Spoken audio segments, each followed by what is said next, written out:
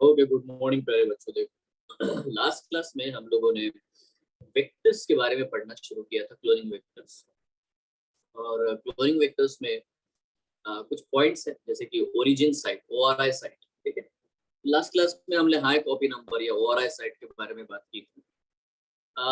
फिर इसके बाद में हम लोगों ने इस चीज के बारे में पढ़ना शुरू किया था कि जो भी रिकॉम्बिनेंट डीएनए है वो अगर ट्रांसफर किया जाता है किसी भी होस्ट के अंदर, किसी होस्ट में, सेल में ट्रांसफर कर दिया जाता है, तो हमें पता कैसे चलेगा। ठीक है, तो आपको ये अब यहाँ पे थोड़ा सा ध्यान देना पड़ेगा कि जब भी हम ये प्लाज्मिड्स डिजाइन करते हैं, जैसे कि यहाँ पे आपके सामने ये जो एक प्लाज्मिड दिख रहा है बच्चों, देख सकते हो यहाँ पे एक प्लाज्मिड आपको दिखाई दे रहा है। इस प्लाज्मिड के ऊपर आप देखोगे तो दो पिंक कलर की बेटा है ना दिखने की, ये देखो, ये एक और ये एक, इस तरह से आपको एरियाज दिखाई दे रहे हैं। ये जीन है, ये जो है एम्पिसिलिन रेजिस्टेंट जीन है, और ये इधर वाला जो बेटा टेट्रासाइक्लिन रेजिस्टेंट जीन है। ठीक है, अब इनको हम यूज कैसे करते हैं हम लोग वो पेन एंड पेपर पे समझेंगे। तो यहाँ पे आते हैं। देखो बच्चों, नंबर 1 चीज मैंने आपको ये बताया था कि ये बैक्टीरियल सेल है। ठीक है, तो इस बैक्टीरियल सेल में उसका खुद का डीएनए है, बट उसके खुद के डीएनए के ऊपर एम्पिसिलिन रेजिस्टेंट जीन प्रेजेंट नहीं है, ना ही टेट्रासाइक्लिन जीन प्रेजेंट है। इसका मतलब इस बैक्टीरिया को अगर मैं एम्पिसिलिन के मीडियम में ग्रो करना चाहूंगा तो ये नहीं हो पाएगा, और ना ही बेटा ये टेट्रासाइक्लिन मीडियम में सर्वाइव कर पाएगा। तो 100% इसके अंदर ना ही एम्पिसिलिन रेजिस्टेंट जीन है और ना ही टेट्रासाइक्लिन रेजिस्टेंट जीन है। अब मेरे पास मैंने जो प्लाज्मिड डिजाइन किया है, इस प्लाज्मिड के ऊपर इस side ampicillin resistant gene available है, और इस साइड बेटा tetracycline gene resistant gene available है। क्योंकि एम्पिसिलिन रेजिस्टेंट जीन और टेट्रासाइक्लिन जीन इसके ऊपर प्रेजेंट है, अगर मैं इसको, ये बैक्टीरियल कल्चर को इन प्लाज्मिड्स के साथ में मिक्स करता हूँ, और अगर ये प्लाज्मिड इस बैक्टीरिया के अंदर चला गया, ठीक है, तो पॉसिबल है कि, है ना, हम लोग बोलते हैं कि ट्रांसफॉर्मेशन सक्सेसफुल हुआ, बट मुझे पता कैसे चलेगा? How I will know? And the answer for this is I have to culture this bacteria जिनका हमने ट्रांसफॉर्मेशन किया है, उनको हम लोग किसी भी एक मीडियम में पहले ग्रो करके देखेंगे। तो यहाँ पे पता चलेगा कि ये अगर एम्पिसिलिन मीडियम है और इसमें अगर ये बैक्टीरिया सरवाइव कर रहा है, अब इसका सीधा ही मतलब है कि हमारा जो प्लाज्मिड है ना, वो इसके अंदर गया है, क्योंकि ये खुद तो सरवाइव करने की इसमें एबिलिटी है नहीं। अगर ये बाद में सरवाइव कर रहा है, अपनी कॉलोनीज बना रहा है, इसका सीधा ही मतलब है कि हमारा ट्रांसफॉर्मेशन सक्सेसफुल हुआ है। ऑन द अदर हैंड, हमें ये भी हम टैली कर सकते हैं कि एक और दूसरा एक मीडियम लेंगे, कल्चर मीडियम बनाएंगे, और इस कल्चर मीडियम के ऊपर बच्चों अगर हमें देखने को मिलता है कि टेट्रासाइक्लिन वाला मीडियम डालने पे भी अगर यही बैक्टीरिया फिर से इसके ऊपर सरवाइव करता है, यहीं से उठाया हम लोगों ने, ठीक है, यहीं से उठाया और यहाँ डाल दी, तो यहाँ पे पता चला कि यार ये दोनों ही मीडियम में, है ना, सरवाइव कर पा रहा है।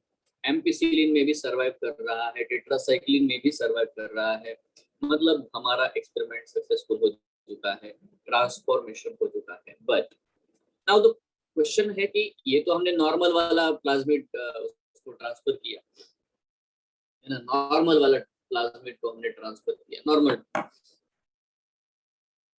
बट प्यारे बच्चों, हमें नॉर्मल प्लाज्मिड ट्रांसफर करके कोई फायदा थोड़ी है, हम लोग कोई ज्यादा बड़ी चीज तो अचीव कर नहीं रहे। हमें हमारा डिजायर्ड जीन जो है उसको, है ना, वहां पे सेंड करना है ना। बड़ा ध्यान से यहाँ पे समझो। तो मैं सबसे पहले तो क्या करता हूँ कि कोई भी एक एंजाइम यूज कर लेता हूँ। ना ये है बच्चों प्लाज्मिड, बड़ा ध्यान से देखो, ये प्लाज्मिड है। इस प्लाज्मिड के ऊपर यहाँ पे आपका definitely ampicillin resistant gene present है और यहाँ पे टेट्रासाइक्लिन जीन प्रेजेंट है। नाउ बाम H1 हम लोगों ने ये ले लिया, बाम H1 नाम का रेस्ट्रिक्शन एंजाइम लिया और उसे क्या किया कि इस प्लाज्मिड को हमने कट किया। जब इस प्लाज्मिड को हम इस रेस्ट्रिक्शन एंजाइम से कट करेंगे तो क्या होता है कि ये टेट्रासाइक्लिन के बीच में कहीं तो भी कट कर देता है। Now this is very important to understand. इसने क्या किया, टेट्रासाइक्लिन इसका जो बाम H1 का जो साइट है, रेस्ट्रिक्शन साइट जो कट करने का साइट है, वो यहाँ पे है बच्चों, सेंटर में ही कहीं तो भी। तो इससे होगा क्या, this plasmid will open, this plasmid will open whatever may be the sticky end, blunt end, whatever, but इसका एम्पिसिलिन रेजिस्टेंट जीन तो वैसे के वैसा रहा, but we have flanked the tetracycline gene. यहाँ पे आप देख सकते हो टेट्रासाइक्लिन जीन को हमने तोड़ दिया है और हमने हमारे लिए जो डिजायर्ड डीएनए है जिसको हम एक्चुअली ट्रांसफर करना चाहते हैं उसको भी हम लोगों ने बाम H1 से कट करके लाया। तो दोनों के स्टिकी एंड मैच करते हैं, तो इस हिसाब से हमारा जो डीएनए है, ये जो डिजायर डीएनए है, इसमें हम लोग अगर डाल पाए तो यहाँ पे आप नोटिस कर सकते हो, यहाँ पे आप नोटिस कर सकते हो कि अब हमें हमारा रिकॉम्बिनेंट डीएनए मिल चुका है, हमारा रिकॉम्बिनेंट डीएनए। बट हमेशा नोटिस करना कि हमारा जो रिकॉम्बिनेंट डीएनए में जो डिजायर जीन है वो एक्चुअली टेट्रासाइक्लिन को तोड़ करके हमने उसमें है ना डाल दिया है। आओ बेटा आप आराम से बता सकते हो, आप पूछो। सर हमका जो हमारा जो डिजायर्ड डीएन जो जीन है उसमें अगर ऐसा सीक्वेंस नहीं है जिसमें बाम H1 कट कर सके तो फिर हम लोग यूज नहीं कर सकते ना वो जीन। हाँ उसके अलग तरीके हैं, बट हमें ये ध्यान रखना है कि हमेशा देखो हम लोग एग्जैक्ट जीन को कट नहीं कर पाते भाई है, दैट इज द अभी मतलब अभी भी हम लोग ऐसा नहीं करते, ठीक है।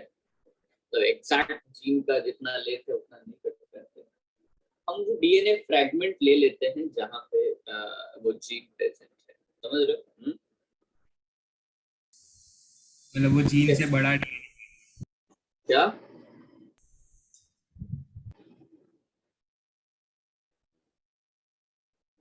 तो वो कभी कभी बहुत बड़ा भी डीएनए फ्रैगमेंट बन जाता है। तो इसमें हम लोग एक और करते हैं कि हम एक्सटेंशंस लगाते हैं। एक्सटेंशंस मतलब इसके लिए जैसा स्टिकी एंड होना चाहिए, ठीक है, वैसा ही स्टिकी एंड हम लोग यहाँ पे लगा देते हैं, ठीक है, वैसा भी करते हैं, ठीक है। Lot of things we do, मतलब ये तो बहुत बेसिक लेवल पे है, इसमें ज्यादा हम बात नहीं करते। बट मुद्दा ये है कि पहली बात तो समझो कि एग्जैक्ट वही उतना ही डीएनए जीन हम लोग नहीं कट कर पाते, ठीक है, क्योंकि साइट कहाँ पे है ना, ये हर एक डीएनए के ऊपर वो अलग अलग होगा, इट्स द थिंग। दूसरा, अगर हम प्रॉपरली उसी साइट का नहीं कर पाते तो हम लोग जो जीन फ्रैगमेंट आइसोलेट किया है उसके बेटा एक्सटेंशंस कराते हैं, इस साइड में एक्सटेंशन, इस साइड में एक्सटेंशन कराएंगे ताकि वो इस कट साइड से मैच हो जाए। Lot of things are there you know. Anyway, Yes. तो मुद्दा यहाँ पे ये है कि हम मेनली तो बेसिकली सेम एंजाइम से ही कट करेंगे ताकि हमें दोनों में ही प्रॉपर एक दूसरे को कॉम्प्लीमेंट्री स्टिकी एंड मिले, ताकि जब हम इनको जोड़ना चाहे by using the DNA ligase, ठीक है, तो वो हमारे लिए आसान हो जाए। एनीवे, तो इसको बोलते हैं रिकॉम्बिनेंट डीएनए, क्योंकि ये रिकॉम्बिनेंट डीएनए बना।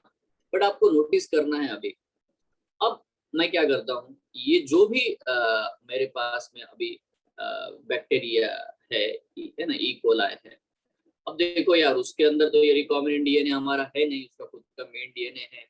तो अगर हम लोगों ने इस रिकॉम्बिनेंट डीएनए को इसके अंदर डाल दिया, ठीक है, और ये चला गया हमारा रिकॉम्बिनेंट डीएनए यहाँ पे अंदर, ठीक है, तो क्या पॉसिबिलिटी होगी और कैसे पहचानेंगे? नंबर वन, यहाँ पे बहुत सिंपल मेथड है बच्चों। आप पहले तो आपको पता है कि आपने जो एंजाइम यूज किया उसका साइट है ना टेट्रासाइक्लिन के बीच में है। तो हमने क्या किया, सबसे पहले हमें ये चेक करना है कि ये वाला प्लाज्मिड इस बैक्टीरिया के अंदर गया भी या नहीं गया। तो हमने इसको सबसे पहले एम्पिसिलिन मीडियम में ग्रो करके देखना है। Now the number one thing, अगर ये एम्पिसिलिन मीडियम में ग्रो हो गया, अगर ये एम्पिसिलिन मीडियम में ग्रो हो गया मतलब हमारा ट्रांसफॉर्मेशन सक्सेसफुल है। ठीक है, मतलब ये बैक्टीरिया ट्रांसफॉर्मेंट है। ठीक है, अगर ये नॉन ट्रांसफॉर्मेंट होता तो एम्पिसिलिन में सरवाइव नहीं कर पाता। बट रियल क्वेश्चन ये नहीं कि वो ट्रांसफॉर्मेंट है कि नहीं है, रियल क्वेश्चन तो ये है, रियल क्वेश्चन तो ये है कि ये रिकॉम्बिनेंट है या नॉन रिकॉम्बिनेंट है। तो हमें क्या करना है, now will grow the same, यहाँ से बैक्टीरियल कल्चर उठाएंगे हम लोग और इनको बेटा इस मीडियम में ग्रो करेंगे जिस मीडियम में हम लोगों ने टेट्रासाइक्लिन डाल के रखा हुआ है।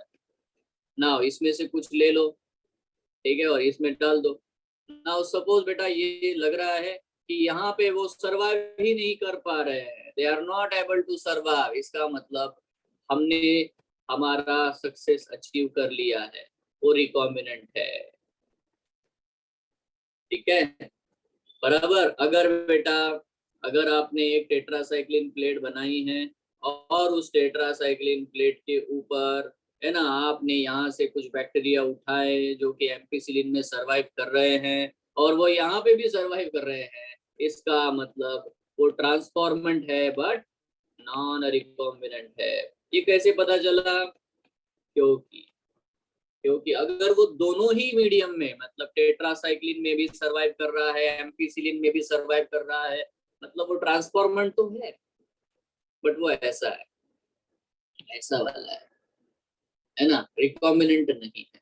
क्योंकि रिकॉम्बिनेंट को हमने कैसे बनाया, हमने टेट्रासाइक्लिन को कंप्लीटली इंसर्शनल इनएक्टिवेशन कराया। ठीक है, यहाँ पे हमने क्या किया, इंसर्शनल इनएक्टिवेशन ऑफ TRT,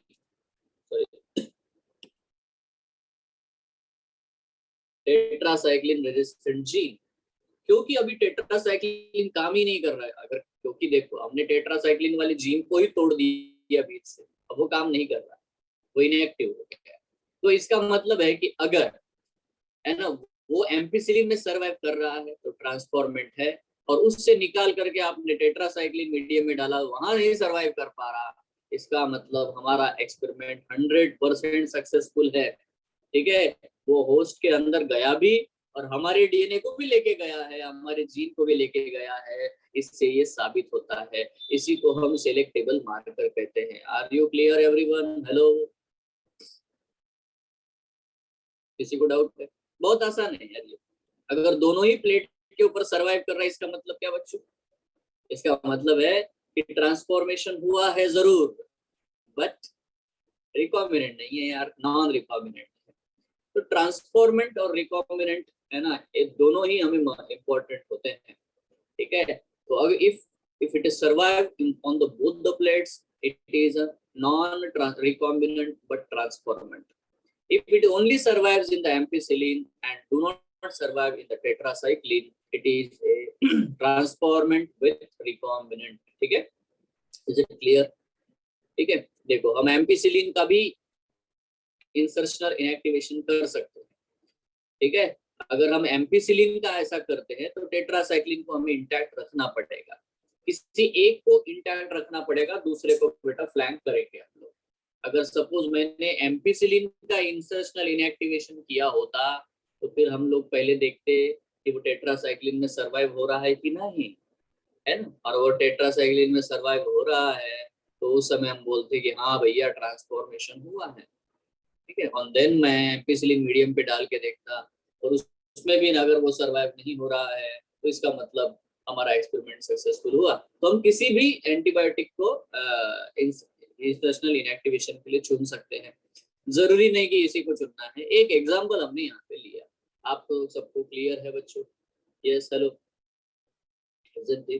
ये सेम चीज है, ये सेम स्टेटमेंट्स पूरा हमारे एनसीईआरटी में लिखे हैं, बट बच्चे समझ नहीं पाते, इतना ही है। आप थोड़ा सा क्लियरली इसको देखो, कुछ भी बड़ी बात बिल्कुल भी नहीं है, ठीक है ना। एक चीज आपको थोड़ा समझना, अब ये टेडियस काम है, मतलब दो दो प्लेट बनाओ, एम्पिसिलिन का एक बनाओ, टेट्रासाइक्लिन का, मतलब डबल प्लेटिंग करना पड़ता है ना, इतना सारा ड्रामा करना पड़ता है। तो मैं यहाँ पे एक और चीज आपको बताता हूँ, थोड़ा ध्यान से सारे बच्चे देखो देखो। हमने एक ऐसा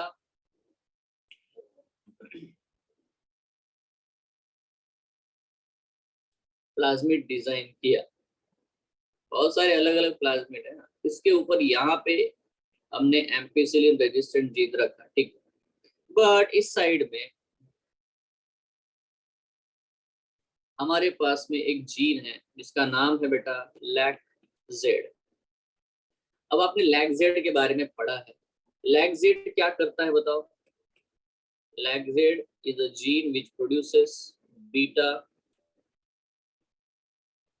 गैलेक्टोसिडेज, करेक्ट है? ये वाला एंजाइम लैक्टोज मेटाबॉलिज्म वाला, ठीक है। तो बीटा गैलेक्टोसिडेज नाम का एंजाइम प्रोड्यूस करता है। ये एंजाइम जो है, अगर इस एंजाइम का क्रोमोजेनिक सबस्ट्रेट, क्रोमोजेनिक सबस्ट्रेट अगर हम लोग डालते हैं, तो बहुत लंबा नाम है क्रोमोजेनिक सबस्ट्रेट का, इसलिए हमारी एनसीईआरटी भी क्रोमोजेनिक सबस्ट्रेट लिख देती है, ठीक है। तो क्रोमोजेनिक सबस्ट्रेट जो है अगर उसको यूज करते हैं, तो क्रोमो मतलब कलर, जेनिक मतलब कलर लाने वाला सब्सटेंस, ठीक है, तो जिसका कलर चेंज हो सकता है। क्रोमोजेनिक सबस्ट्रेट और बीटा गैलेक्टोसिडेज, इनका अगर रिएक्शन हुआ, ये एंजाइम इस सब्सटेंस के ऊपर ऐड करेगा, तो हमें दिखता है बच्चों ब्लू कलर। हमें क्या दिखता है? ब्लू कलर, ठीक है। Now understand this, very simple, very normal. तो मुझे कुछ करना नहीं है एक्चुअली, देखो सादा ही बात एकदम से। यहाँ पे आप देख सकते हो बच्चों कि इसको, अगर इस प्लाज्मिड को अगर हम लोग ग्रो करते यहाँ पे, और इस कल्चर मीडिया में है ना, इस बैक्टीरिया के अंदर हमने ये डाल दिया, ठीक है, ये वाला प्लाज्मिड उस बैक्टीरिया में डाला, और उस बैक्टीरिया को मैंने इस मीडियम के ऊपर ग्रो करना शुरू किया, और ठीक है ग्रो हो रहा है, बढ़िया कॉलोनीज बनी। अब मैंने क्या किया, इसके ऊपर क्रोमोजेनिक सबस्ट्रेट डाल दिया, क्रोमोजेनिक सबस्ट्रेट। अगर मैं इसको उसके ऊपर क्रोमोजेनिक सबस्ट्रेट डाल देता हूँ, ठीक है, और थोड़ी देर बाद में अगर ये पूरी कॉलोनी ब्लू कलर की हो जाएगी, तो मैं ये समझ जाऊंगा कि हमारा जो प्लाज्मिड है इस बैक्टीरिया के अंदर गया है। क्यों? क्योंकि देखो अगर ब्लू कलर आ रहा है, मतलब क्रोमोजेनिक सबस्ट्रेट का रिएक्शन हो रहा है, इसका ही मतलब वहां पे बीटा गैलेक्टोसिडेज बन रहा है, ठीक है। और ये बीटा गैलेक्टोसिडेज जो बन रहा है बच्चों, ठीक है, कि इसका मतलब ये है कि लैक जेड जीन उसके अंदर प्रेजेंट है, इसका मतलब है कि हमारा प्लाज्मिड वहां अंदर एंटर कर चुका है। Now this is very important, you have to understand, ठीक है। लैक जेड जीन सारे ही बैक्टीरिया में पहले से मौजूद नहीं होता, ठीक है, although we have studied the lac operon, ठीक है। यहाँ पे बहुत क्लियरली हमें समझना है ये। नेक्स्ट, हम लोग सिर्फ लैक्जेड जीन यहाँ पे इंट्रोड्यूस कर रहे हैं, लैक वाई नहीं, लैक ए नहीं, कुछ नहीं, ठीक है। तो लैक्जेड जीन अगर बीटा गैलेक्टोसिडेज बनाएगा, बीटा गैलेक्टोसिडेज अगर क्रोमोजेनिक सबस्ट्रेट के साथ रिएक्ट करेगा, तो हमें ब्लू कलर देखने को मिलता है। सीधा सीधा हमें ब्लू कलर जैसे ही दिख जाए, हमने समझ जाना है कि हमारा ट्रांसफॉर्मेशन सक्सेसफुल हो चुका है, ठीक है। बट एक्चुअली इसका कोई इतना बेनिफिट है नहीं। Now understand this in better way. Let's understand this. ये है आपका प्लाज्मिड। इस प्लाज्मिड के ऊपर यहाँ पे एम्पिसिलिन रेजिस्टेंट जीन हमने पहले से रखा हुआ है, और यहाँ पे बच्चों हम लोगों ने लैक जेड जीन रखा हुआ है, लैक जेड, ठीक है। अब हम लोग क्या करते हैं, है ना, कोई एंजाइम लेते हैं, रेस्ट्रिक्शन एंजाइम, जो इस लैक जेड को बीच में से तोड़ दे, कट कर दे, ठीक है। ठीक है सर। तो यहाँ पे हम लोगों ने इसको बेटा, है ना, ये देखो आप यहाँ पे कट कर दो, ठीक है। Now that this plasmid is actually cut between the lag Z gene, जो लैग जेड जीन है बेटा वही बेटा फ्लैंक हो गया, the lag Z gene will not working. ठीक है, हाँ एम्पिसिलिन वाला काम कर रहा है, इट्स ओके प्रॉपर। ठीक है, नाउ हमें क्या करना है, हमारा जो डिजायर जीन है उसको हम लोगों ने उठाना है और इसको यहाँ पे अटैच करा देना है, क्योंकि यहाँ पे हमने उसको कट कर दिया है। As we cut this, now we have this recombinant DNA. ठीक है, यहाँ पे है एम्पिसिलिन रजिस्टर्ड, यहाँ पे बेटा insertional inactivation of lag Z आपको दिखाई देता है। ठीक है, तो इंसर्शनल इनएक्टिवेशन हो चुका है लैग जेड का, ये रिकॉम्बिनेंट डीएनए बन चुका है। Now start plating. अभी हमें 2 बार प्लेटिंग नहीं करना है, बस 1 बार प्लेटिंग करना है और आपको रिजल्ट आ जाएगा। देखो वैसे ही यहाँ पे ये देखो आपने किया, यहाँ पे डाला बेटा एम्पिसिलिन, एम्पिसिलिन में डाला और ये जो बैक्टीरिया है जिसके अंदर हमने इसको इंट्रोड्यूस किया है, ठीक है, उसको बस हमें चेक करना है। तो ये अगर अंदर गया है तो डेफिनेटली बेटा ये सरवाइव करेगा ऑन द एम्पिसिलिन मीडियम।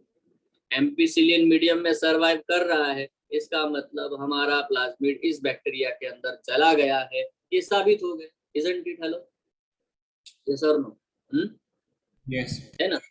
अभी क्या करना है, अभी इसी प्लेट के ऊपर क्या करना है, डबल प्लेटिंग करने की कोई जरूरत नहीं ना। हमको पता चला ये सरवाइव कर रहा है, मतलब हमारा प्लाज्मिड तो है अंदर। Now what you have to do, add chromogenic substrate। जैसे आप क्रोमोजेनिक सबस्ट्रेट को ऐड करोगे, अगर बेटा यहाँ पे क्या हो जाएगा, ब्लू कलर आ जाएगा, तो इसका मतलब क्या बेटा कि हम, है ना, हमारा एक्सपेरिमेंट फेल हो गया, है ना। क्यों हमारा एक्सपेरिमेंट फेल हो गया? क्योंकि लैग जेड इनएक्टिवेट होना चाहिए, ब्लू कलर नहीं आना चाहिए। तो क्या सर, तो देखो अगर हमने क्रोमोजेनिक सबस्ट्रेट डाला और क्रोमोजेनिक सबस्ट्रेट डालने के बाद में अगर आपको यहाँ पे कोई कलर चेंज नहीं दिख रहा है, नो कलर चेंज, इसका मतलब ब्लू कलर अगर नहीं आ रहा है, इसका मतलब क्रोमोजेनिक सबस्ट्रेट के ऊपर बीटा गैलेक्टोसिडेज काम नहीं कर रहा। इसका ही मतलब है कि लैग जेड जीन वहां पे मौजूद है, क्योंकि सर्वाइव कर रहा है ना, एम्पिसिलिन में है, सर्वाइव कर रहा है, तो एम्पिसिलिन है मतलब लैग जेड वहां पे है, बट इंसर्शनल इनएक्टिवेशन उसका हुआ है, मतलब हमारा एक्सपेरिमेंट सक्सेसफुल हो चुका है। ये ट्रांसफॉर्मेंट भी है और ये रिकॉम्बिनेंट भी है। अगर कलर नहीं आता है तो, इज इट क्लियर? हेलो, समझ में आ रहा है क्या? यस है ना, ये आसान है। तो ये मेथड कैसी है, इस मेथड में आपको डबल प्लेटिंग करने की जरूरत नहीं है। Once you plate on the ampicillin medium, all bacteria will grow. जिनके अंदर बेटा ये हमारा प्लाज्मिड गया है वो एम्पिसिलिन मीडियम में सर्वाइव करेंगे। आपको बस क्रोमोजेनिक सबस्ट्रेट डाल के देख लेना।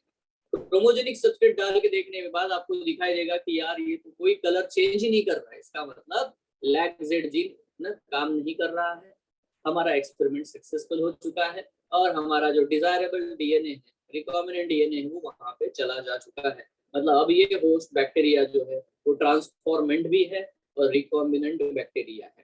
ये हमें एग्जैक्टली समझ में आ जाता है। यहाँ पे हम बचते हैं बाय डबल प्लेटिंग। ठीक है, डबल प्लेटिंग से बेटा हम लोग यहाँ से बच जाते हैं। तो ऐसी चीजों को हम लोग सिलेक्टेबल मार्कर बोलते हैं, क्योंकि हम सिलेक्ट कर पाते हैं ट्रांसफॉर्मेंट्स और नॉन ट्रांसफॉर्मेंट के बीच में, या तो रिकॉम्बिनेंट नॉन रिकॉम्बिनेंट के बीच में हम लोग डिफरेंशिएट कर पाते हैं, सिलेक्ट कर पाते हैं, इसीलिए इनको हम लोग सिलेक्टेबल मार्कर जीन्स कहते हैं। हेलो, आगे तो यही बातें बेटा हम लोगों ने यहाँ पे पढ़नी है। It helps to select the transformant and eliminate the non transformant, ये हम कर सकते हैं। Transformation is a procedure in which the piece of DNA is introduced in a host bacterium, and a transformation surrounding medium. Selectable markers of E. coli include genes encoding resistant to antibiotics like ampicillin, chloramphenicol, tetracycline और kanamycin. बहुत सारे अलग अलग प्रकार के antibiotic resistant gene हम लोग use कर लेते हैं, है ना। Normal E. coli cells have no resistance, ये बहुत इंपॉर्टेंट है। Normal E coli cells have no resistance against the antibiotics, ठीक है, इसीलिए हम लोग इनको है ना as a proper host use कर सकते हैं। नाउ इसके बाद आता है बेटा, अब ये जो मैंने पूरा प्रोसेस बताया ना, ये आगे है सिलेक्टेबल मार्कर का क्या यूज होता है, कैसे यूज होता है, ये हम लोग आगे एनसीईआरटी में जो प्रोसेस है वहां पे देखते हैं। तो अभी तीसरा जो कैरेक्टरिस्टिक फीचर है वो है बेटा क्लोनिंग वेक्टर का क्लोनिंग साइट्स। आप देख सकते हो इस डायग्राम में भी कि साल 1 का बेटा साइट यहाँ पे है, यहाँ पे कट करेगा। बाम H1 का यहाँ पे है। देखो टेट्रासाइक्लिन को दोनों दो एंजाइम है जो फ्लैंक कर सकते हैं, दिख रहा है आपको, ठीक है। यहाँ पे आप देख सकते हो हिंड 3 का एक साइट है, या तो उसके बाजू में क्लैवन या इको R1 के 3 बिल्कुल क्लोज बेटा साइट्स है। PVU1, PST1 है ना, ये सारे आपको दिखाई देते हैं। इवन यहाँ पे देखो PVU2।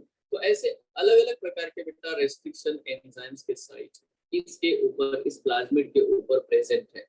और ये हमने आर्टिफिशियली डिजाइन किया हुआ प्लाज्मिड है, ये नहीं कि नेचुरली मिला। जो प्लाज्मिड में कैपेसिटीज है उनको हम लोग मॉडिफाई कर करके यूज कर रहे हैं बेटा, ठीक है। अब यहाँ पे कुछ चीजें आपको देखने को मिलेगी, जैसे कि पहले तो हम क्लोनिंग साइट के बारे में बात कर लेते हैं। नाउ अंडरस्टैंड द थिंग्स बेटा। यहाँ पे मैं थोड़ा सा आपको ये भी और एक बार पेन एंड पेपर पे क्लोनिंग साइट के बारे में बता दूं।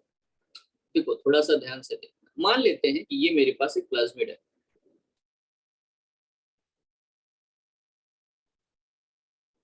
और मैंने इसको इको R1 नाम के एंजाइम से कट करना है, ठीक है। अब हमने देखा जैसे कि यहाँ पे उसका साइट है, तो बढ़िया चीज है, ये यहाँ आएगा, ये कट करेगा, तो it will open and it becomes a linear. Circular है ना, कट करोगे तो लीनियर डीएनए बन जाएगा, है ना, फ्लैंक हो जाएगा बीच में से। बट आप अगर ये मान लो कि इको R1 का साइट अगर यहाँ पे होता तो यहाँ पे भी होता तो अगर ऐसा होता तो यार प्रॉब्लम प्रॉब्लम ये है कि बेटा इस सर्कुलर छोटे से डीएनए के 3 टुकड़े बन जाते हैं, ठीक है। तो हमें हमेशा ये ध्यान रखना है कि हम जब भी प्लाज्मिड डिजाइन करें तो ये हमें पता होना चाहिए कि इको R1 मतलब एक पर्टिकुलर एंजाइम के लिए सिर्फ एक ही साइट मौजूद हो। ये नहीं कि एक और है एक और है, तो ये नहीं चलेगा। अदरवाइज इसके इतने टुकड़े हो जाएंगे कि ये अभी एज ए वेक्टर यूज करने में मदद नहीं करेगा। इतना सिंपल चीज क्या आपको समझ में आती है? बहुत सिंपल, कि किसी भी रेस्ट्रिक्शन एंजाइम्स का एक ही बेटा सिलेक्टेबल साइट होना चाहिए, स्पेसिफिक साइट होना चाहिए। It should not be more than 1। अगर मोर देन 1 है तो बेटा हमारा जो प्रोसेस है, हमारी जो एक्सपेरिमेंट है वो कॉम्प्लिकेटेड हो जाएगा, वो ज्यादा फ्रैगमेंट हो जाएंगे, उनको फिर जोड़ो सभी, और वो कौन किससे जुड़ेगा कोई अंदाजा नहीं। So that we design the plasmid in such a manner that it must have only a single site for a particular restriction enzyme. यहाँ पे हमें मिथाइलेशन वगैरह की कोई जरूरत नहीं है। We don't do that methylation and all. We just make sure the site is only once present on it. ठीक है, हेलो, है ना। और वो भी हमें पता होना चाहिए कि वहां पे साइट कहाँ पे है, मतलब वेयर दैट पोजीशन इज। जैसे जैसे अभी मैंने बताया कि यहाँ पे आपका टेट्रासाइक्लिन रेजिस्टेंट जीन है, और बिल्कुल यहाँ पे बाम H1 है, यहाँ पे साल 1 का साइट है, दैट आई नो, ठीक है। तो यही हमारा एक्चुअली जेनेटिक इंजीनियरिंग है। We design this entire thing, ठीक है। ये पूरा हम लोग बना लेते हैं, डिजाइन करते हैं। So move to the slides, यहाँ पे आते हैं। देखो, to link the aligned alien DNA, the vectors need very few recognition sites for restriction enzymes. ठीक है, more than one recognition site generates several fragments and it complicates the gene cloning. इससे हमारी मुश्किलें बढ़ जाएंगी। इसलिए हम यहाँ पे आप देखोगे, इस प्लाज्मिड को आप देखोगे, तो यहाँ पे बेटा हर एक एंजाइम के लिए सिर्फ एक ही साइट मौजूद है, ठीक है। बस एक ही साइट ही रखना है। मिथाइलेशन ये वो सब करते बैठने की जरूरत नहीं है। Don't complicate the process, just simplify it. Hello, isn't it? है ना। Now ligation of the alien DNA is carried out at restriction site. जहां पे आप कट करोगे वहां पे बेटा आप जो भी फॉरेन डीएनए है, जो भी डिजायर्ड जीन है, उसको आप वहां पे अटैच कर सकते हो। Present in one of the two antibiotic resistant gene. कोशिश करो कि बस आप एंटीबायोटिक रेजिस्टेंट जीन में ही उस हमारे डिजायर्ड डीएनए को ऐड करो, क्योंकि आपको पता है, क्योंकि ऐसा करने से हमें, है ना, सिलेक्टेबल मार्कर वाला, है ना, बेनिफिट मिलेगा। क्लियर है? ठीक है। अगर आप किसी दूसरे साइट के ऊपर काम करते हो तो फिर आपको लैगजेड वगैरह वाला कार्यक्रम करके देखना पड़ेगा। ठीक है। सो नेक्स्ट एग्जांपल के लिए देखो, यहाँ पे है ligation of foreign DNA at a BAMH1 site of the tetracycline resistant gene in E. coli cloning vector PBR322। ठीक है, ये है ना एक्चुअली डिजाइंड है by the scientist Bolivar and Rodrigues. ठीक है, बोलिवियर एंड रॉड्रिग्स, ये दोनों जो है बेटा, इन्होंने एक्चुअली ये डिजाइन किया हुआ है, इसीलिए इसका नाम में आपको पी, जो स्मॉल पी दिखाई देता है, that is a plasmid. Small P का मतलब क्या है? प्लाज्मिड। PR का मतलब क्या है? बोलिवियर एंड रॉड्रिग्स। और 322 का मतलब क्या है? 322 मतलब उन्होंने बहुत सारे डिजाइन कराए, उसमें से ये 322वें नंबर का है, जो बहुत ज्यादा सक्सेसफुली यूज किया जाता है। It's a better version. ठीक है, इससे पहले के जितने बनाए हैं उनसे बढ़िया क्वालिटी का बेटा हमने प्लाज्मिड डिजाइन किया। उसके ऊपर बहुत सारे साइड्स भी है, दो एम्पिसिलिन टेट्रासाइक्लिन रेजिस्टेंट जीन भी प्रेजेंट है, ORI साइट है, ROP वाला एरिया भी है, वो भी यहाँ पे आपको देखने को मिलता है। ठीक है ना, क्लोनिंग साइट्स मौजूद है ना बच्चों। ये है, इस तरह से हम लोग अगर बात करें तो हमें PBR322, ठीक है, इसके बारे में जब हम लोग बात करते हैं तो हमें क्लियरली देखने को मिलता है ये सारी चीजें। ना क्या क्या चीजें इसके ऊपर है PBR322 के ऊपर?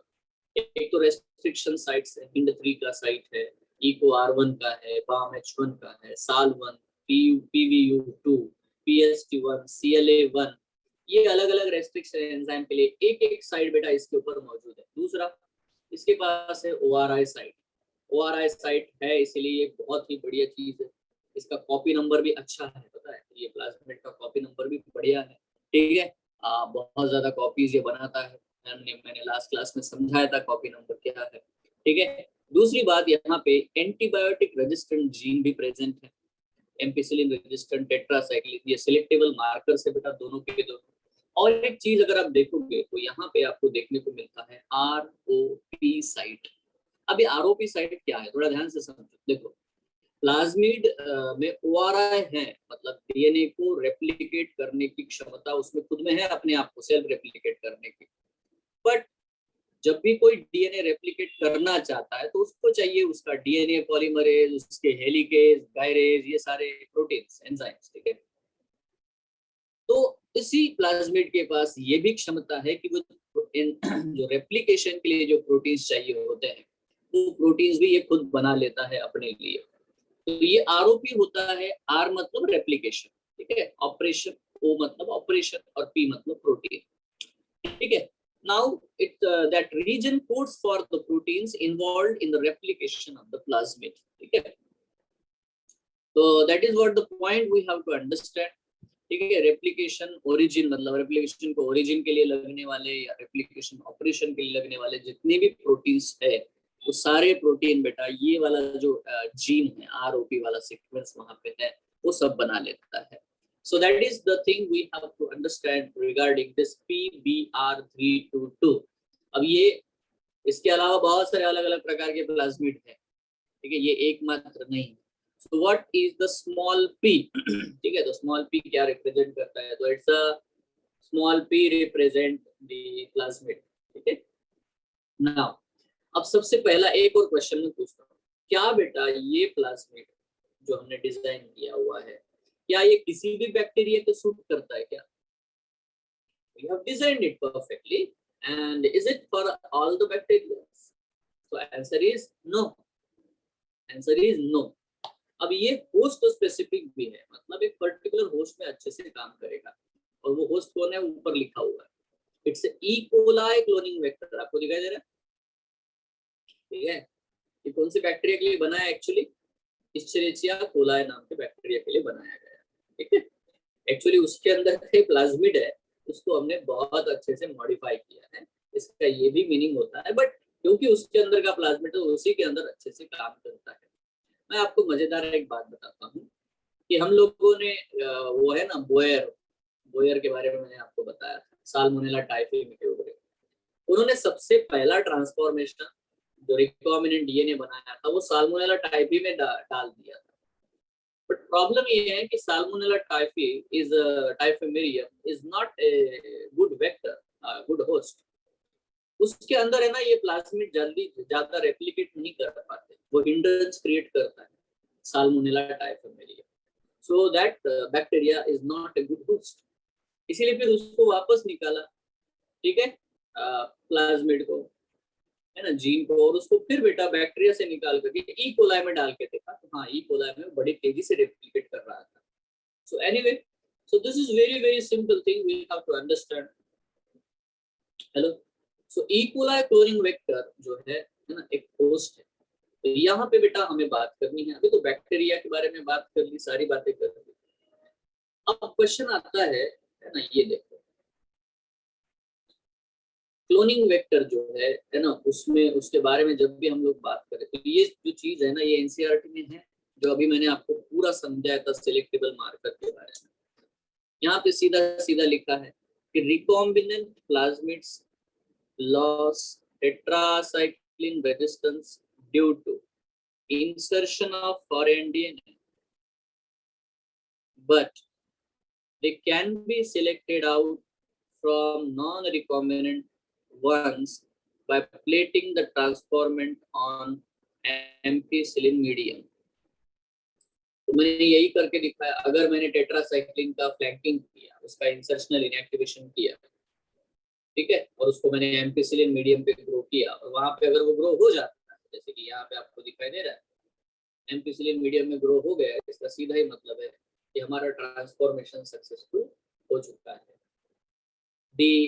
देन द ट्रांसफॉर्मेंट, अब वो जो ट्रांसफॉर्मेंट है एम्पिसिलिन में जो है वो ट्रांसफॉर्मेंट है, हमें नहीं पता कि वो रिकॉम्बिनेंट है या नहीं है।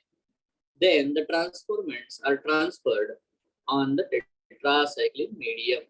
The recombinants grow in ampicillin medium, but not on the tetracycline medium. वो अगर रिकॉम्बिनेंट है तो टेट्रासाइक्लिन मीडियम में सर्वाइव नहीं करेगा। क्यों?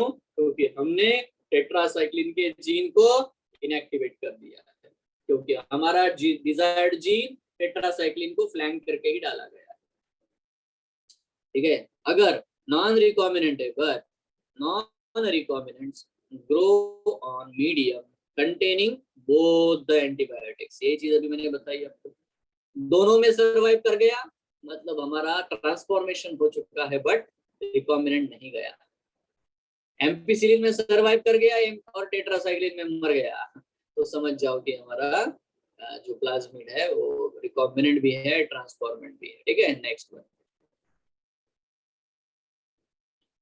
in this case one ये सब एनसीईआरटी का स्टेटमेंट है। in this case one antibiotic resistant gene helps to select the transformant, मतलब एम्पिसिलिन ने हमें ट्रांसफॉर्मेंट सिलेक्ट करने में मदद की। the other antibiotic resistance gene is inactivated due to the insertion of the aligned DNA and helps in selection of recombinant, जो कि हमें टेट्रासाइक्लिन जो है मदद कर रहा है रिकॉम्बिनेंट को सिलेक्ट करने में।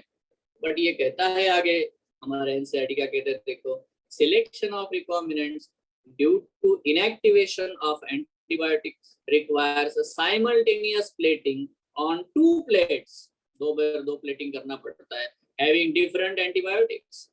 Therefore alternative selectable markers have developed to differentiate recombinants from the non-recombinants on the basis of their ability to produce color in the presence of a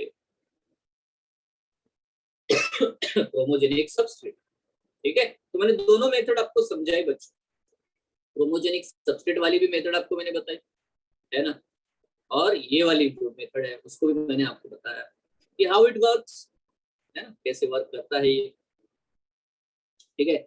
now यहाँ पे जो एंजाइम है वो कौन सा है बेटा, बीटा गैलेक्टोसिडेज, लैग-जेड जीन हमने यूज कर लिया।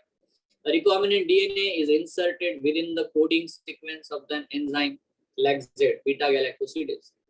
So the enzyme is inactivated and it is called insertional inactivation. अब ये word आपको पूछेंगे examination, insertional inactivation. Such colonies do not produce any color.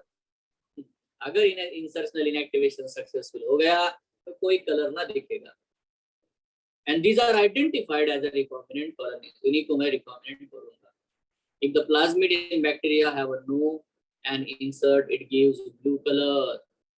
और blue colored colonies का presence होने का मतलब है यार definitely हमारा ट्रांसफॉर्मेशन हुआ जरूर है बट रिकॉम्बिनेंट नहीं गया है. So that is what the way we have to. एक ही बार प्लेटिंग करने से हमें पता चल जाएगा. बट एनसीईआरटी एक चीज को मिस करती है, ये जो सेकंड चीज लिखती है ना, उसमें एम्पिसिलिन वाला जो है वो चीज लिखना भूल जाती है, वो बराबर से लिखती ही नहीं है, तो बच्चे भी सब जिंदगी में समझ नहीं पाते. बट मैंने आपको रियल चीज बताई कि वो कैसे हो सकता है, इसलिए आपको कंफ्यूज होने की कोई जरूरत है नहीं ना. ये हो गया बेटा 3 फीचर्स के बारे में. एक और चीज है, हम वेक्टर्स के बारे में जितना भी पढ़ा अभी तक, हमने जो भी चीजें बेटा वेक्टर्स के बारे में पढ़ी वो सिर्फ बैक्टीरियल होस्ट वेक्टर के बारे में ही पढ़ा. ठीक है. How to transfer the gene, foreign gene into a plant, how to transfer a foreign gene into an animal. तो क्या हमें सिर्फ ये प्लाज्मिड ही यूज करने हैं? आंसर है नो. ठीक है. हमें दूसरे वेज या दूसरे प्रकार के प्लाज्मिड वेक्टर्स भी यूज किए जा सकते हैं. जैसे यहाँ पे उदाहरण के तौर पे बेटा हम लोग यहाँ देखते हैं genetic tools of some pathogens. अभी ये पैथोजेंस है, is transformed into useful vectors by delivering gene into the plants and animals. क्योंकि यहाँ पे इसको समझाया गया है, पैथोजेन मतलब डिसीज कॉजिंग ऑर्गेनिज्म. ठीक है.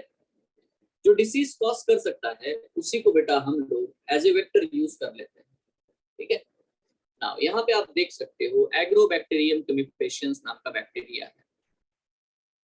एग्रोबैक्टीरियम टुमिफेशियंस मैं क्लियर बता दूं, ये बैक्टीरिया सॉइल में रहता है, सॉइल बैक्टीरिया है. This is a soil bacteria. Now जब भी बेटा किसी भी प्लांट को, फॉर एग्जांपल टोबैको प्लांट लेते हैं, टोबैको का प्लांट है और उसको बेटा थोड़ा सा वुंड हो चुका है, तो ये बैक्टीरिया तुरंत बेटा उसके अंदर घुस जाता है. ठीक है. मतलब it enters into the tobacco plant, और वहां जाने के बाद वहां बेटा ये बैक्टीरिया अपने प्लाज्मिड उसके अंदर रिलीज कर देता है. अपने डीएनए जो है उसको बेटा वहां रिलीज करता है प्लांट्स में. और जहां पे ये प्लाज्मिड जाते हैं, इन प्लाज्मिड में ऐसे जीन प्रेजेंट है जो उस प्लांट को कैंसर कॉज करा देते हैं, कैंसर, ट्यूमर. ठीक है. अब ये प्लांट है, नॉर्मल प्लांट है, नॉर्मल प्लांट को यहाँ पे इसने ट्यूमर कॉज करा दिया, तो जैसे ही ट्यूमर हो जाएगा तो इस ट्यूमर के अंदर बेटा ऐसे केमिकल्स प्रोड्यूस होंगे जो इस बैक्टीरिया के पॉपुलेशन को ग्रो करने के लिए बहुत ज्यादा जरूरी है. तो वो जो ट्यूमर है इस बैक्टीरिया की ग्रोथ के लिए बहुत ज्यादा इसेंशियल हो जाता है. अगर आपने सीक्वेंस मिस किया है तो मैं एक और बार बताता हूँ, बड़े ध्यान से सुनो. एक बैक्टीरिया है जिसका नाम है एग्रोबैक्टीरियम टुमिफेशियंस. ये बैक्टीरिया प्लांट के सेल में वुंड वगैरह कहीं से भी जहां पे गैप मिली वहां से घुस जाएगा, एंट्री करेगा, और एंट्री करके बेटा वहां पे वो मल्टीप्लाई करेगा धीरे धीरे और अपने प्लाज्मिड्स को रिलीज कर देता है. ये प्लाज्मिड जो है बेटा प्लांट सेल के अंदर जाएंगे, वहां जाकर के बेटा इस तरह से बेटा उस प्लांट्स के सेल को मैनिपुलेट करेंगे कि वो बदल जाएंगे ट्यूमर में. तो ये एक्चुअली ट्यूमर इंड्यूसिंग प्लाज्मिड है. क्या बोलते हैं इसको? Tumour inducing plasmid.